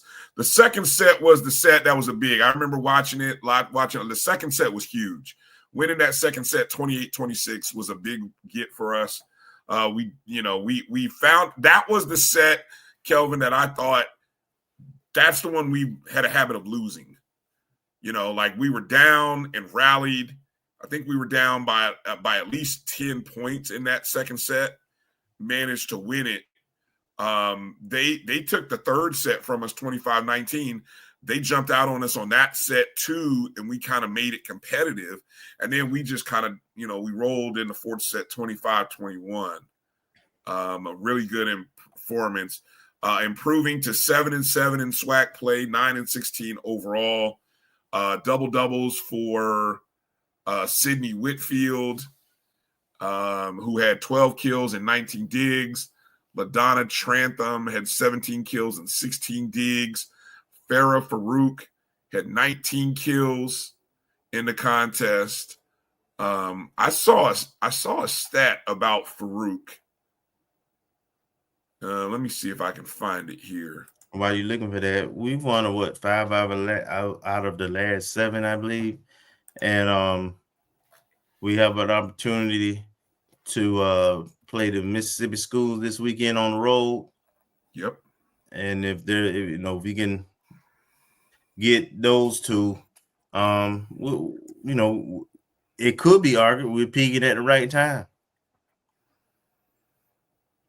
Yeah, we are sitting in 8th place. There are 3 or 4 schools sitting at 8 and 6 right above us. So we could go into the tournament as high as 5th. 4. Yeah. I don't know if we got enough to reach 4. Hold on, I got the standings here. This is the schedule. You can see on Friday we play in Mississippi State. Then on Sunday we travel over to Jackson State. These are the standings. Yeah. Yeah. So, yeah, the Jackson State one is going to be a tough one because they're currently 2nd.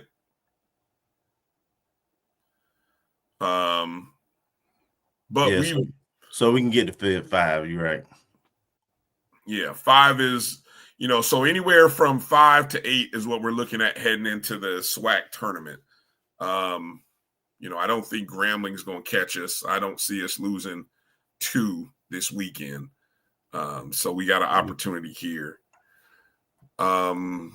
Just looking at the notes, Farah Farouk ranks 1st in the SWAC and 31st nationally in hitting percentage at 39.4%. The Rattlers have established a strong identity around efficient front row play.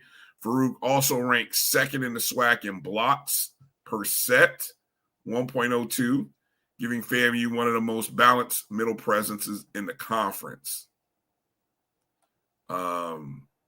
So that's I noticed we playing these last few games too. I've noticed a couple of names that hadn't previously been getting a lot of playing time, and I wonder if that coincide with our improvement also. Yeah. The Jackson State match is the highlight match. Again, that one's on Sunday. Hopefully it should be on SWAC TV. Jackson State sits near the top of the SWAC defensive rankings, leading the conference in opponents' hit percentage and ranking 2nd in kills per set. They've got the young lady, Jaden James, who's the SWAC leader in both kills per set and points per set. Definitely probably a young lady who might win Player of the Year.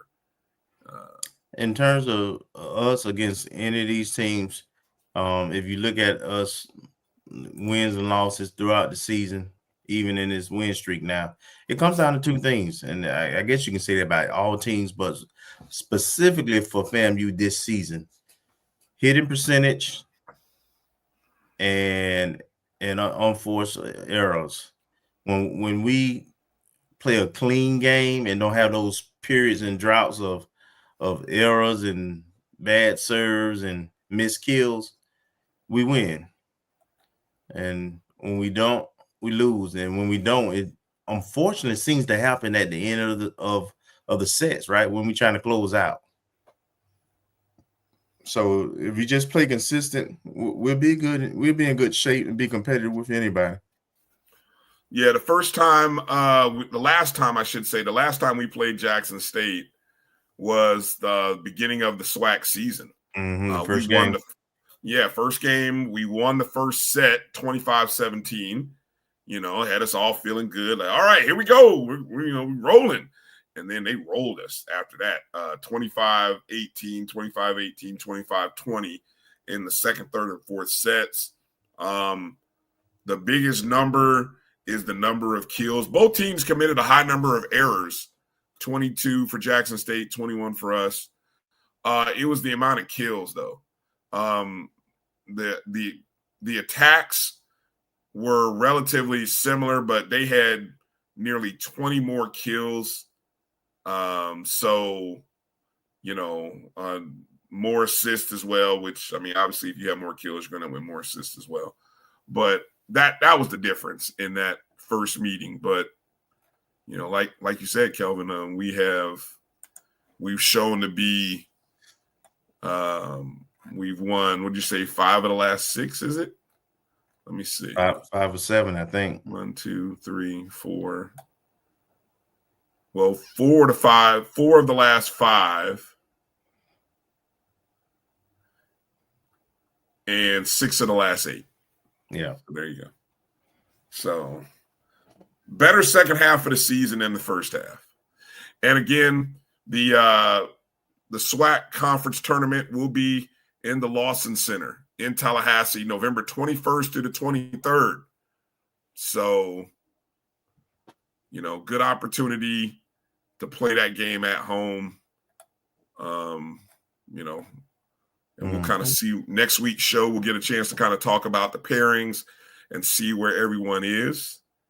And it'll be a good weekend if you that's the same weekend as the Florida Classic. So I know that's going to be a challenge for a lot of local people. It kind of sucks, but it is what it is, right? Yep. Just the way schedule rolls. All right. Good stuff. Good stuff. Men's basketball.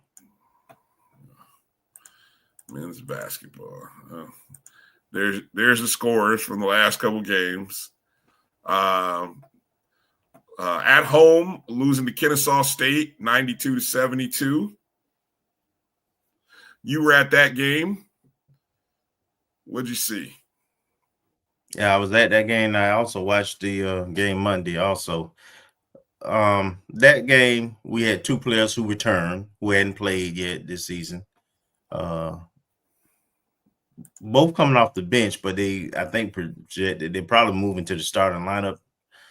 I really, for that game, I really came away impressed with Kennesaw State. They played a lot of players. They got good length. They're an Atlanta-based team, so they got athletic guys. Even though I think the guy you see in the picture is a Florida guy from your way. But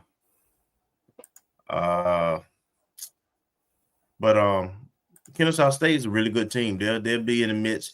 I hear they'll be in the top 2 in the running for their conference. So they were a really good team. We didn't have none of our bigs for this game. And that hurt us. That they was able to get some second chance basket and drive into the lane. But they were really sound, man. They moved the ball well. They shot the ball well, and it wasn't a team that relied on one score where somebody went for 25, 28. They had, I think, about 6 guys in between 10 and 16 or 18, something like that. So they were really well balanced. Really good team, I thought. Our guys competed, but without the size, without the bigs in there. And the other thing I see with the team right now is scoring. We move the ball well, but we're not shooting the ball well. 3-point percentage, I think, is like right at 30%, somewhere around there. And that's just not going to cut it. As you can look at, and we 0-3. You look at the 3 games we've lost. We did have a big that returned for the UCF game, but giving up 90 and only being able to get over, averaging about 65, I guess. That's I anticipate this new team, new coach, and the big thing is players still rolling in. We had 2 introduced Saturday. We had another one, the bid come back Monday, and then we got the UCF. Then we got the Georgia game coming up, and then we have a big break for like a week and a half, I think. after we play Georgia. We don't play for a while. We won't play to December.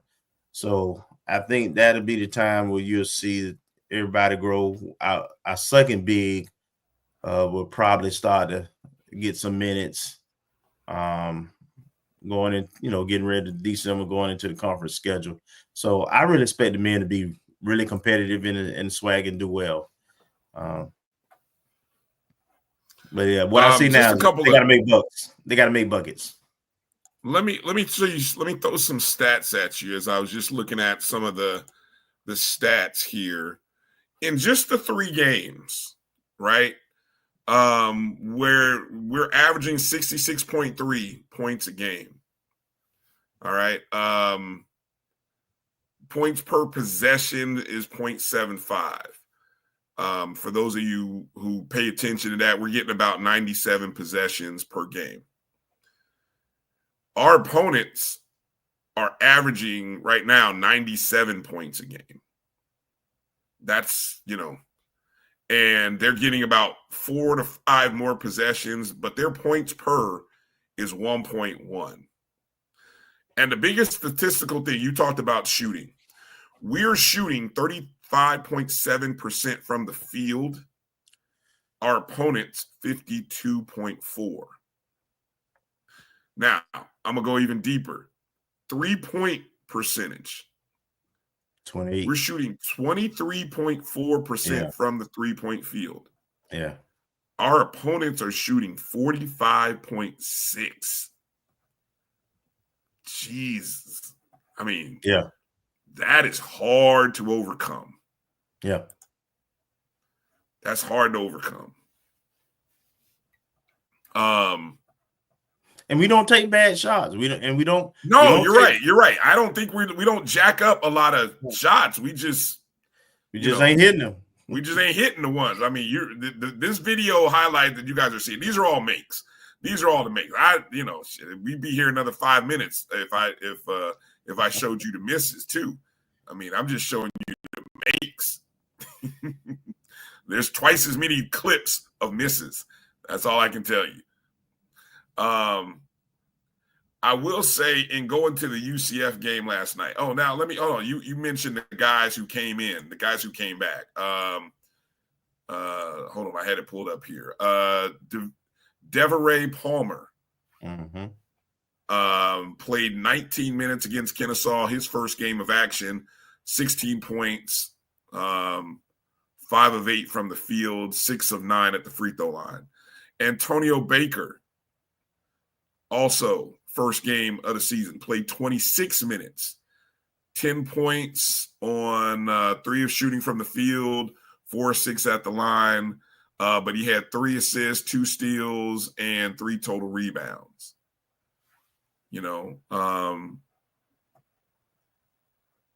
So it was a good debut for them. Shirley had 14 points. Palmer actually was the leading scorer in that contest, right? Mm-hmm. Yeah. Now I went to the floor. I went to the game at UCF. The game was obviously right here in the backyard, right? The biggest. I mean, obviously, the first half was a rough watch. I mean, we didn't make no shots. Didn't make no shots. Down by 28 at halftime. Second half was a whole different game. Practically an even ball game in the second half. I mean, we were outscored 49-40, but for several minutes we were neck and neck in terms of second half point production. The biggest takeaway was Miles, how am I going to say this name? In Dalama? Yeah, something like that. Miles Dalama. Yeah. A 6'11" center from Zambia, transferred from Chipola. Number 34, just in case you were watching the game and you were like, who is 34? That dude is a dude. I'm just going to put the clips. Made famous about 10 years. That dude, that's he's 34. Gonna be nice. He's that gonna be dude, nice. You watch. His energy level was better than any UCF player. That's him right there on the block. his energy is better than any dude that I saw for UCF. Again, UCF shot 13 of 20 from the 3-point arc. Mm-hmm. We only shot 6 of 21. Again, that disparity of shooting is what's hurting us right now. Right. You know, there's one of the few threes that we got, Jordan. But I mean, you already see the score. I mean, we had a drought early in the contest, and I mean, you're swimming upstream. Yeah. But I think Miles is going to be. I think potentially Miles is going to be. He's got first team SWAC, second team SWAC potential. No doubt. Absolutely. I don't know. I don't remember how we talked about last year. The big who went to Jackson State, Grant. Yeah. And we talked about there wasn't anybody in the SWAC like him, and that's why we kind of felt like doggone it hurt losing him to Jackson State. Yeah. I don't know if there's a big like this young man right there. He's a lot more athletic than Grant was, though. Yes. I mean, and he still has the skill sets, though. 10,000% better. I mean, just look at the effort. Look at the effort. I mean, the effort and the hustle, and again, his enthusiasm for the game, Kelvin, is what I was most impressed with. I mean, if we can get everybody on the floor, and including the bench guys, because, you know, I watch stuff like that. Like, I watch our bench. I don't see enthusiasm for our bench. And I know, see, there you go. There's one that was during a little run where we, you know, guys started making some shots in the corner. But, you know, if the guys on the floor are as energized about playing as Miles is, we're going to be all right. No, I'm telling you, when we get to conference play, that's when you're going to really see this team soar. Yeah. Also in that UCF game, the young freshman, Knowles, Anthony Knowles, that's him right there. Mm-hmm. He hit 4 threes. Knowles played really well. He played really well. Yeah, he's got talent potential. He's just going to be inconsistent as a true freshman point guard. So he's going to turn over. He's going to make some silly fouls and stuff. But, you know, they letting him play through it because out of necessity at first. But now that Antonio Baker is back, you know, he can come in and That drop step. I jumped out of my seat when he made that drop step. I ain't seen a post make a drop step like that since, man, look, where's he from? Yeah. Zambia?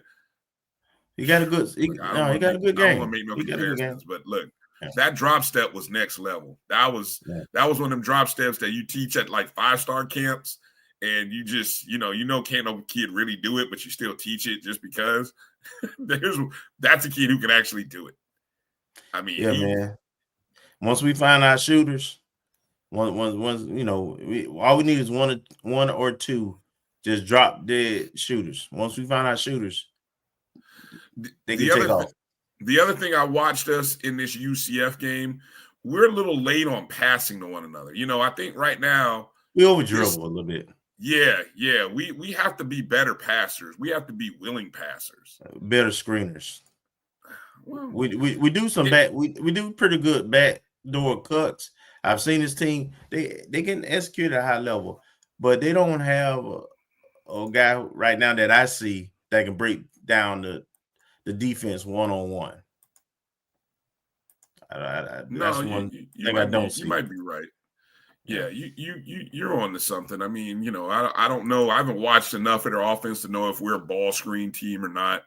But I know we do have to find each other faster. The few times that we had some transition breaks, we didn't find each other very quickly or fast enough, I should say.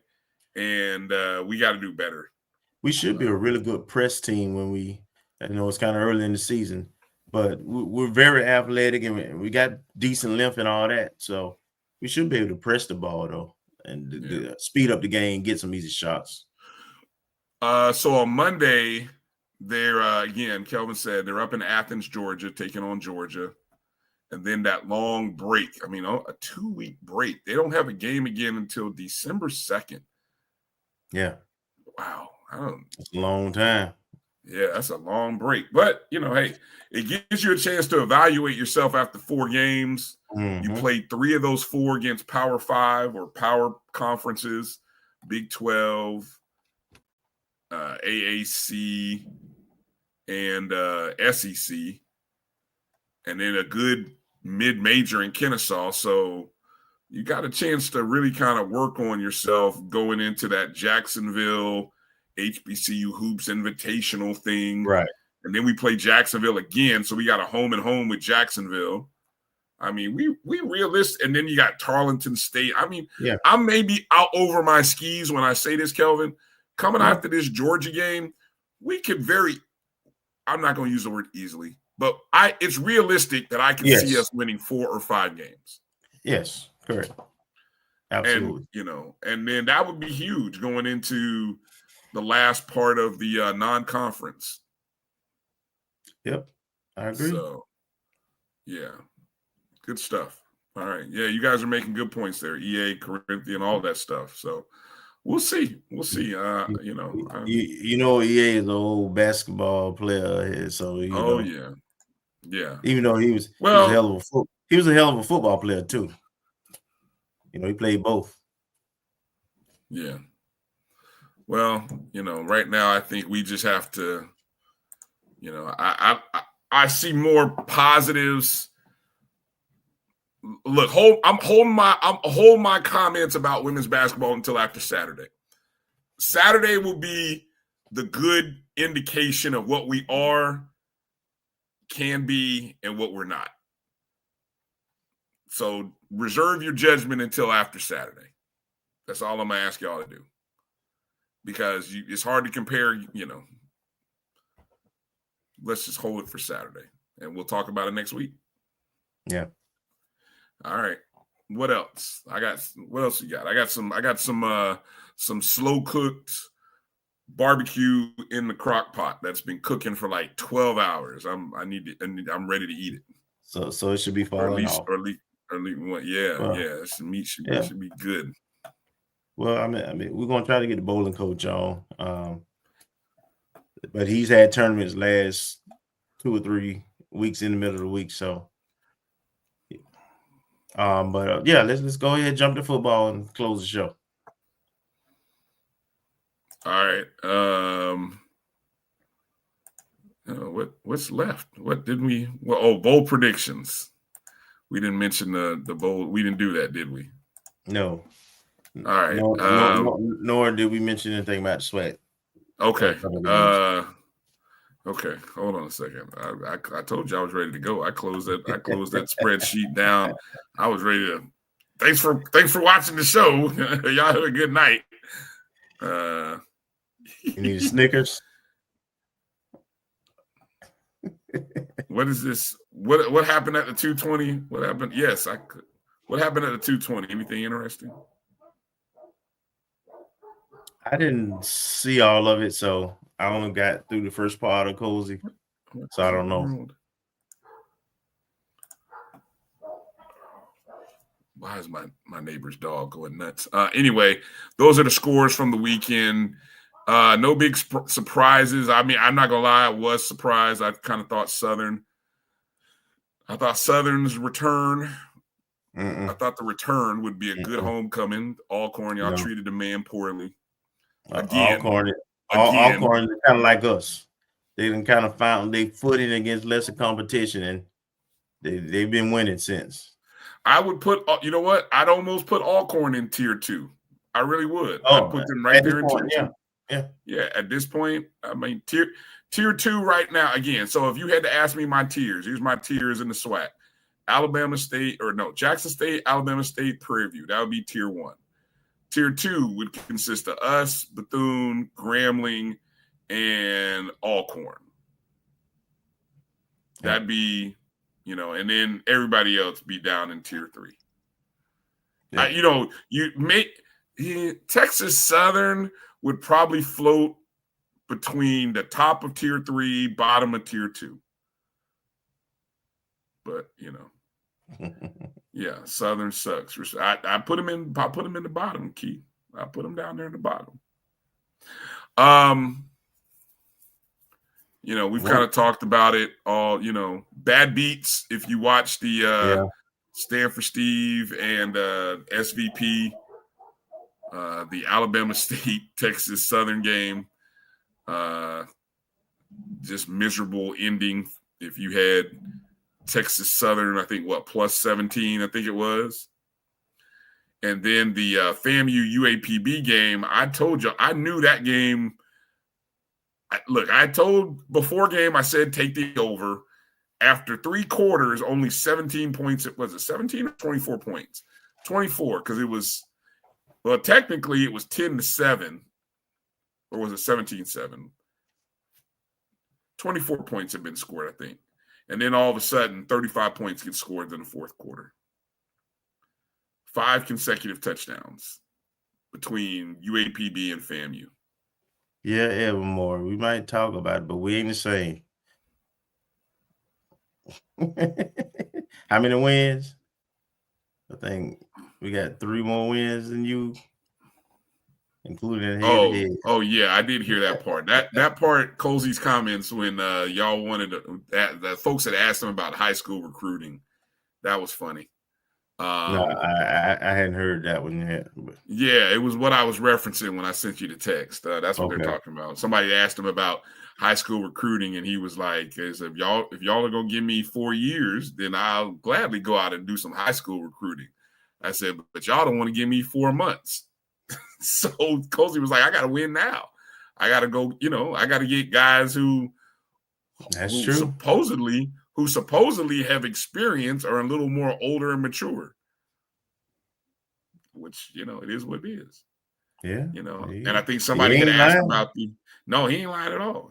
So I think the plan is, he said there's about 7 or 8 high school players that'll be coming in. And,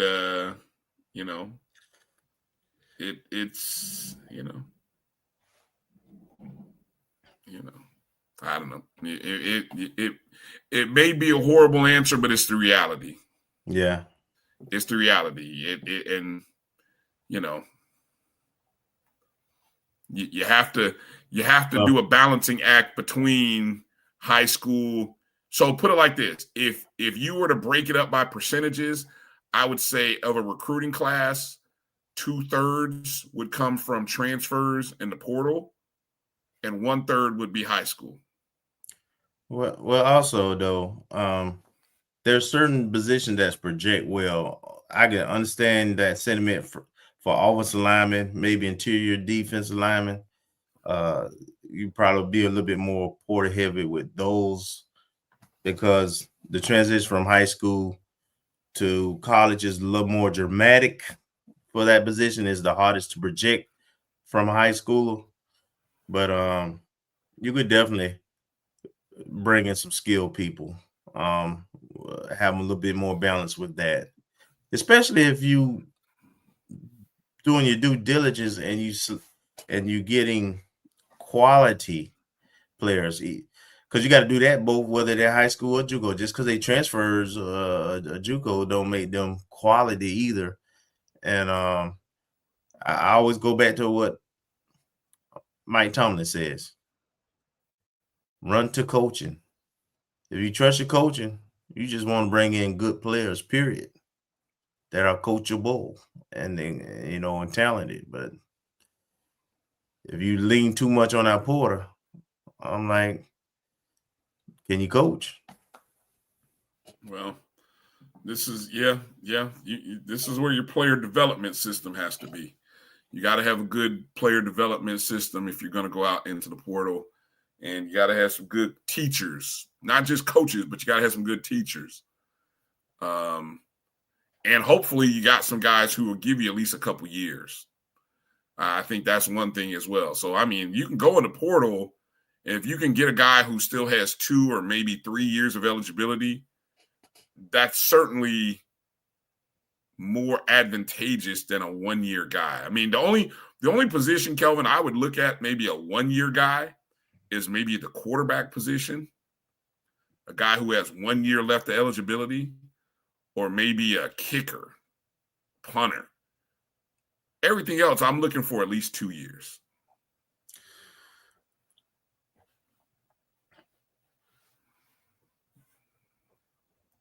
Yeah. Porter is how you can bring a team, flip a team who's bad to good real quick. But in order to sustain a successful program for 4 or 5 years, you've got to have the high school foundation.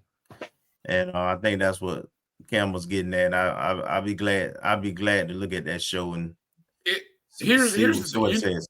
You know who's done it, and it's because he started that way.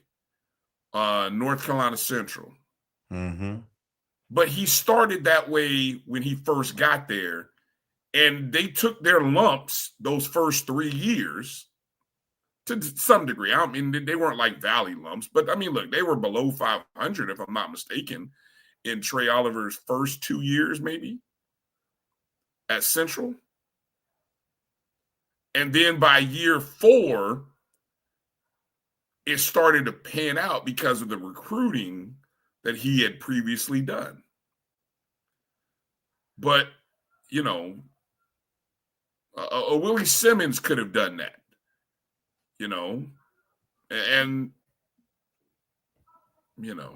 I don't know James Colsey had that opportunity. He didn't have enough time to do all that because the system of getting transferred was already kind of in place and operating. Well, here's what I would say, and this is not a defense, but people, I think fans often overlook it. You mentioned, I always say it's hard to win, which is true also. But also when you have constant transition at the AD position and the president position, and you on APR, a lot of people forget we on APR sanctions, which limits our practice time on Mondays. Those things matter when you trying to be a championship program.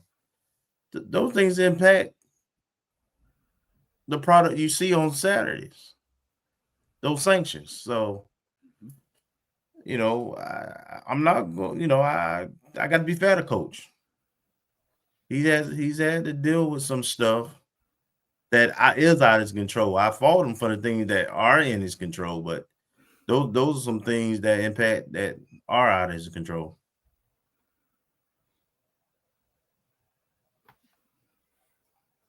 But yeah. All right. Standings, they are what they are.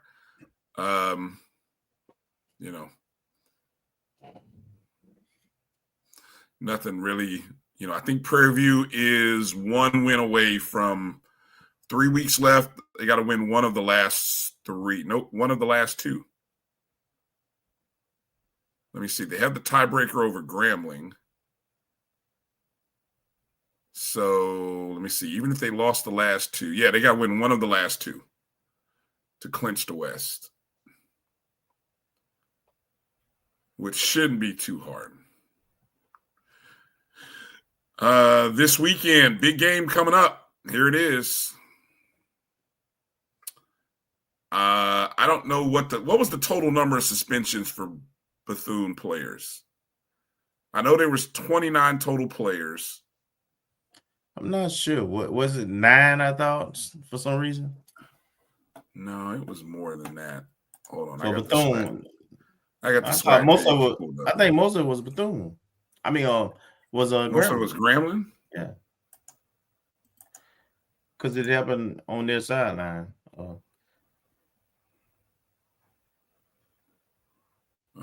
Let me see. News archives. Let's see. Here it is. Reading press release here. Yeah, 27 student athletes in total. 9 from Bethune-Cookman, 18 from Grambling State. Mm-hmm. Suspended for their involvement in the altercation. That's gonna hurt Grambling. Now, of the total number of 27 suspensions, 3 received 2-game suspensions. And no indication as to which 3. I can tell you. I know one Bethune player gonna be suspended. If you're talking about number 11, you're talking about number 11, the heavyweight champ. No, somebody said he only got a 1 game. No, I was watching somebody's show. They said that kid only got a 1-game suspension. I don't know that to be true or not. I don't know. The heavyweight champ had to get 2. just for the severity. Man, he knocked like 2 of them out. So yeah, he got a game. He got a game for every knockout.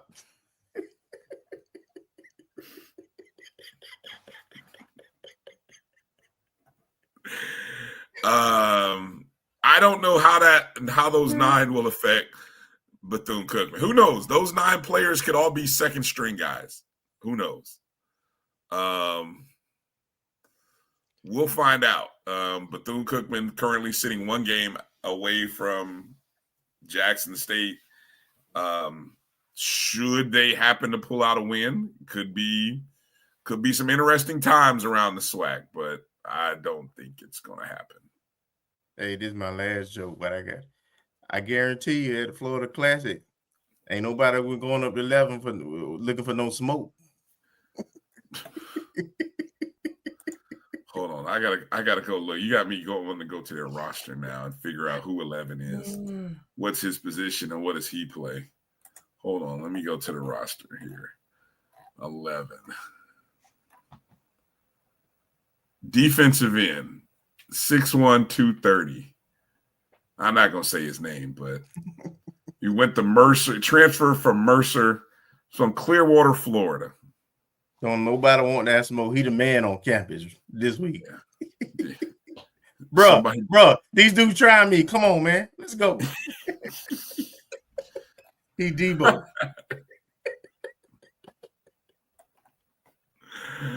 Oh my God. Played his first 3 seasons at Mercer before transferring to Bethune.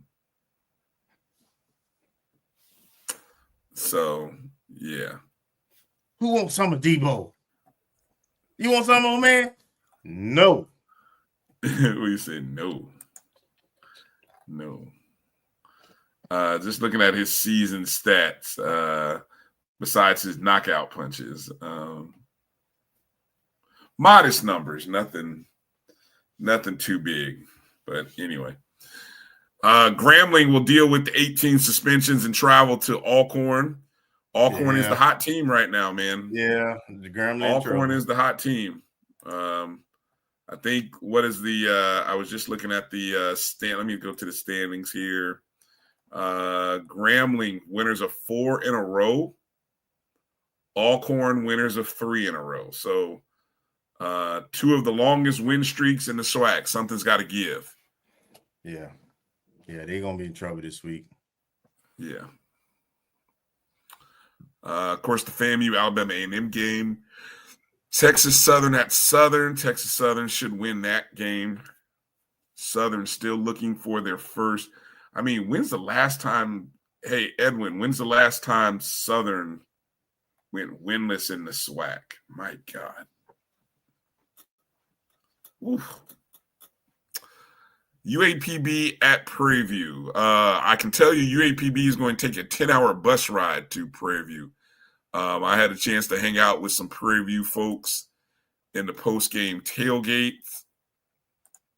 Let me see. I'm sorry. What did I say? Prairie View. You said Prairie View. Oh, Pine Bluff. Yeah, the Pine Bluff folks. Yeah, there's a few of the Pine Bluff. Shout out to Lillian down in the bottom right corner. The young man sitting in front of me, that's the kicker for UAPB, Trey Glimpf. The young man to the left in the gray, that's the backup quarterback. Slaughters, I think his last name. That's the kid who threw 2 touchdowns in the game. That's him and his family to the left. So I had some unbelievable sugar-free chocolate cake, Kelvin. That was the best thing I've ever had. First off, sugar-free chocolate cake. Get out of here. I mean, that sound crazy, right? That's why you eat cake, because you want sugar.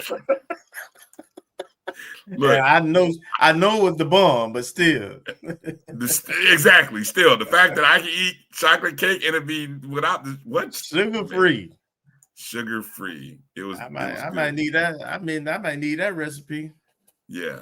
Well, it's a place, some place in Arkansas, Pine Bluff makes it, and it's good as heck. So shout out to the good old look. I you know, that was the one cool thing. Now, the sad part is I almost got left. No. Bro, yes. You that guy?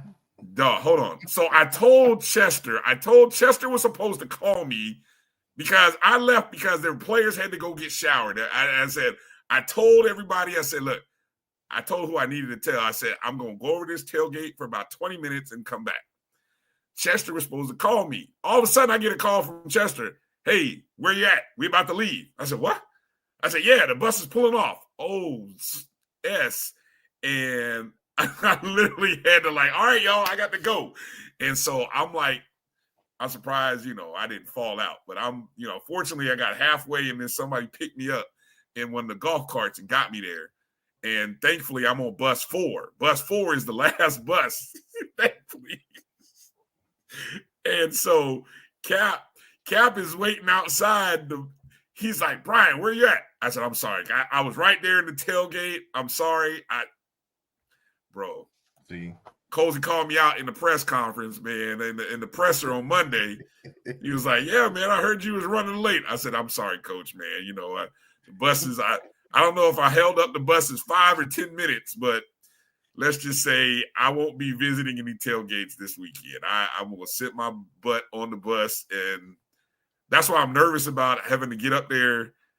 Like, the bus is supposed to be leaving at 8:30 Friday, so that just means I'm going to have to leave town. Where the bus, the thing about it, where the buses park and where the tailgates is at A&M stage, they right there. So you'll see them coming out, getting on the bus. Yeah. Well, yeah. Let's just say, man, it you know, fortunately, you know, the student, nobody hate, you know, I think, you know, I caught it right in time. Like, had I been any slower, I could have got left in Pine Bluff. Who knows? You know, that would have been bad. And the flight took off in Little Rock. So somebody would have literally had to drive me to Little Rock to catch the plane. So did you see no. Okay. All right. Well, part of me not seeing anybody was this. Okay. We get to the stadium, Kelvin, and UAPB's elevators aren't working. Oh, that's right. Bro, yeah. I get there and Dolph tells me and Albert, he tells us, he said, hey, fellas, guess what? The elevator's not working over there. I said, what? Excuse me? He said, yeah, the elevator's not working. And so the whole time we parked, now you're looking at the side. This is from the home press box side. Across the field is the FAMU side. The buses are parked behind. Steps. The buses are, look, bro. What year? Did I? So I'm just trying to set this up for you. On the other side where those small bleachers are, on the other side of the field, is the buses are parked there. So Albert and I are walking from back there all the way along the baseline to the right, which is their field house and those tents to the right, and then over to the press box side. The whole time I'm cussing under my breath. I'm thinking, God, please don't this can't be, this got to be a joke. We're just sitting there like, this is a joke. Somebody's joking. We like, Dolph is joking with us. We get over there and we asked him and said, hey, how do we get to the press box? We're looking for the elevator. And one of the older gentlemen kind of, well, sorry, fellas, the elevator's not working. Oh, no. So he says, I'll show you how you can get there. And that's when at the bottom of these stairs, he says, yeah, you can walk up here, and then you got to walk up the stairs to the press box. So I'm carrying during football season, the elevators ain't working. Bro, you supposed to have the elevator guy like at Brad, we had elevated company at the game. He got a pass just in case something happened. It's amazing me because I had to carry about a 60-pound luggage. Now, what was crazy about this, carrying this suitcase that we have our equipment in, Kelvin, I literally could have put that in a backpack. As much stuff as I needed, once I opened everything up and looked at what I needed, I was like, this it? I'm like, what am I carrying around this luggage suitcase for? I was like, I could have put all this in a backpack and carried it up there and been okay. But instead, I had to drag it. Literally, I'm carrying the suitcase up these flights of stairs. Then imagine our press box at FAMU, imagine there being a third row, a third level. That's what it was like having to get up to the press box where we were. I wasn't sure what the broadcast was going to sound like because I'm thinking I am gassed. I'm like, I am winded. Whatever steps and weight training I needed to get in over the last week, I got it in one day. Well, at least it wasn't hot. That was the only thing that I could say was positive about this experience, this part of it. But yeah. So I had to take this photo because I knew y'all would get a no. Did I complain on air? No, actually I didn't. I didn't, Edwin. No complaining on the air because no one would care. No one would care. I'm going to complain on this show because this is what I got. This is our show. We can come. I'm going to complain about this. But no, I didn't complain on the air. I know the HBCU Go people mentioned it. And they said that they had some players. They had some players that helped them bring the equipment up. And yeah, they had help because look, they had. Oh, I didn't even take a photo of. I sent you guys a photo of all their set. They had a full setup. But yeah, what EA said. No.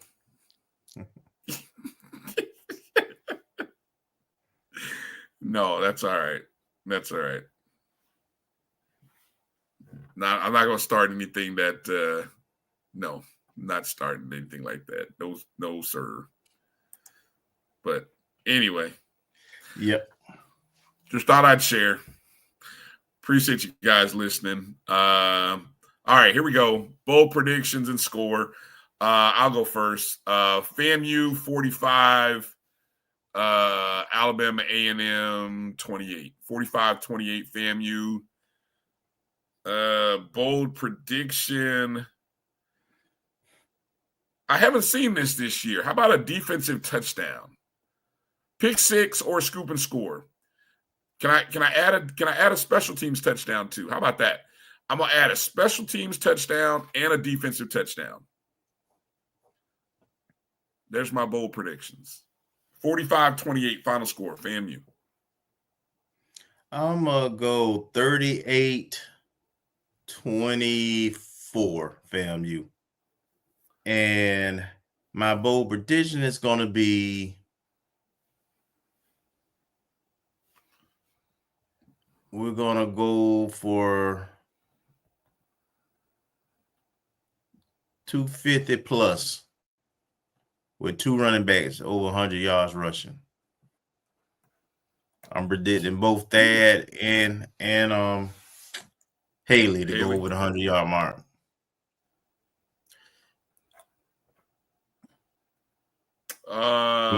When you got a back end defense that doesn't tackle well and doesn't cover well, I'm just thinking we getting open. Those guys getting open field against that defensive backfield. It's going to be a serious mismatch. Largest scoring quarter. What do you think it's going to be? The one it always is. Fourth quarter. Third, fourth quarter. We're going to be behind in the first quarter. Book it. Hey, that would be a bold prediction. We will have a first quarter lead. That would be bold. So we're going, or we have a first quarter touchdown. One of the two. Yeah. We've only had a lead in 2 games at halftime. We were looking this up when we had that lead. The only game outside of the UAPB game was Southern. Mm-hmm. We had the lead, yeah. So we have only had a lead in 2 of the 9 games that we have played this season. Yeah, that's tough. Yep. All right. Well, looking forward to it. Hopefully, we got a good contingent of Rattlers that are there. Even though the 100 will not be there, I thought the 100 was going to be there, so I misspoke. Anybody who heard me on the air talk about the 100 being there, my mistake. I thought they would be. They haven't traveled at all this year, have they? In terms of a SWAC, yeah, they have not. I thought they were. I thought the Alabama A&M game was going to be the travel game. Somebody had said the Southern game was supposed to be the travel game, but things happen. I know that all too well. Yeah, they will be at the Florida Classic, though. Yep, that we know. So, there you go. All right. Well, we'll see how this SWAC season plays out. I want to encourage you guys, make sure to hit the thumbs up button, download the BCSN Pod Zone on your favorite podcast platforms where you can go back and listen to the show. Again, we've got to thank Coach Shouppe and Pough for joining us. Make sure you show them some love. Shouppe's not on social media, so donate to FAMU baseball if you want to show baseball some love. That's the best. Softball too. They, we accomplished part of their list. Softball fundraiser still going on too. Yeah, exactly. I saw some pictures of the shed. Did you tweet those out from your account? On Facebook, I know I got them, but I don't know if I put it on my Twitter and all that yet. All right. All right. Well, what EA said, what happened to the 400K? Well, look, gosh, I don't know what happened to him.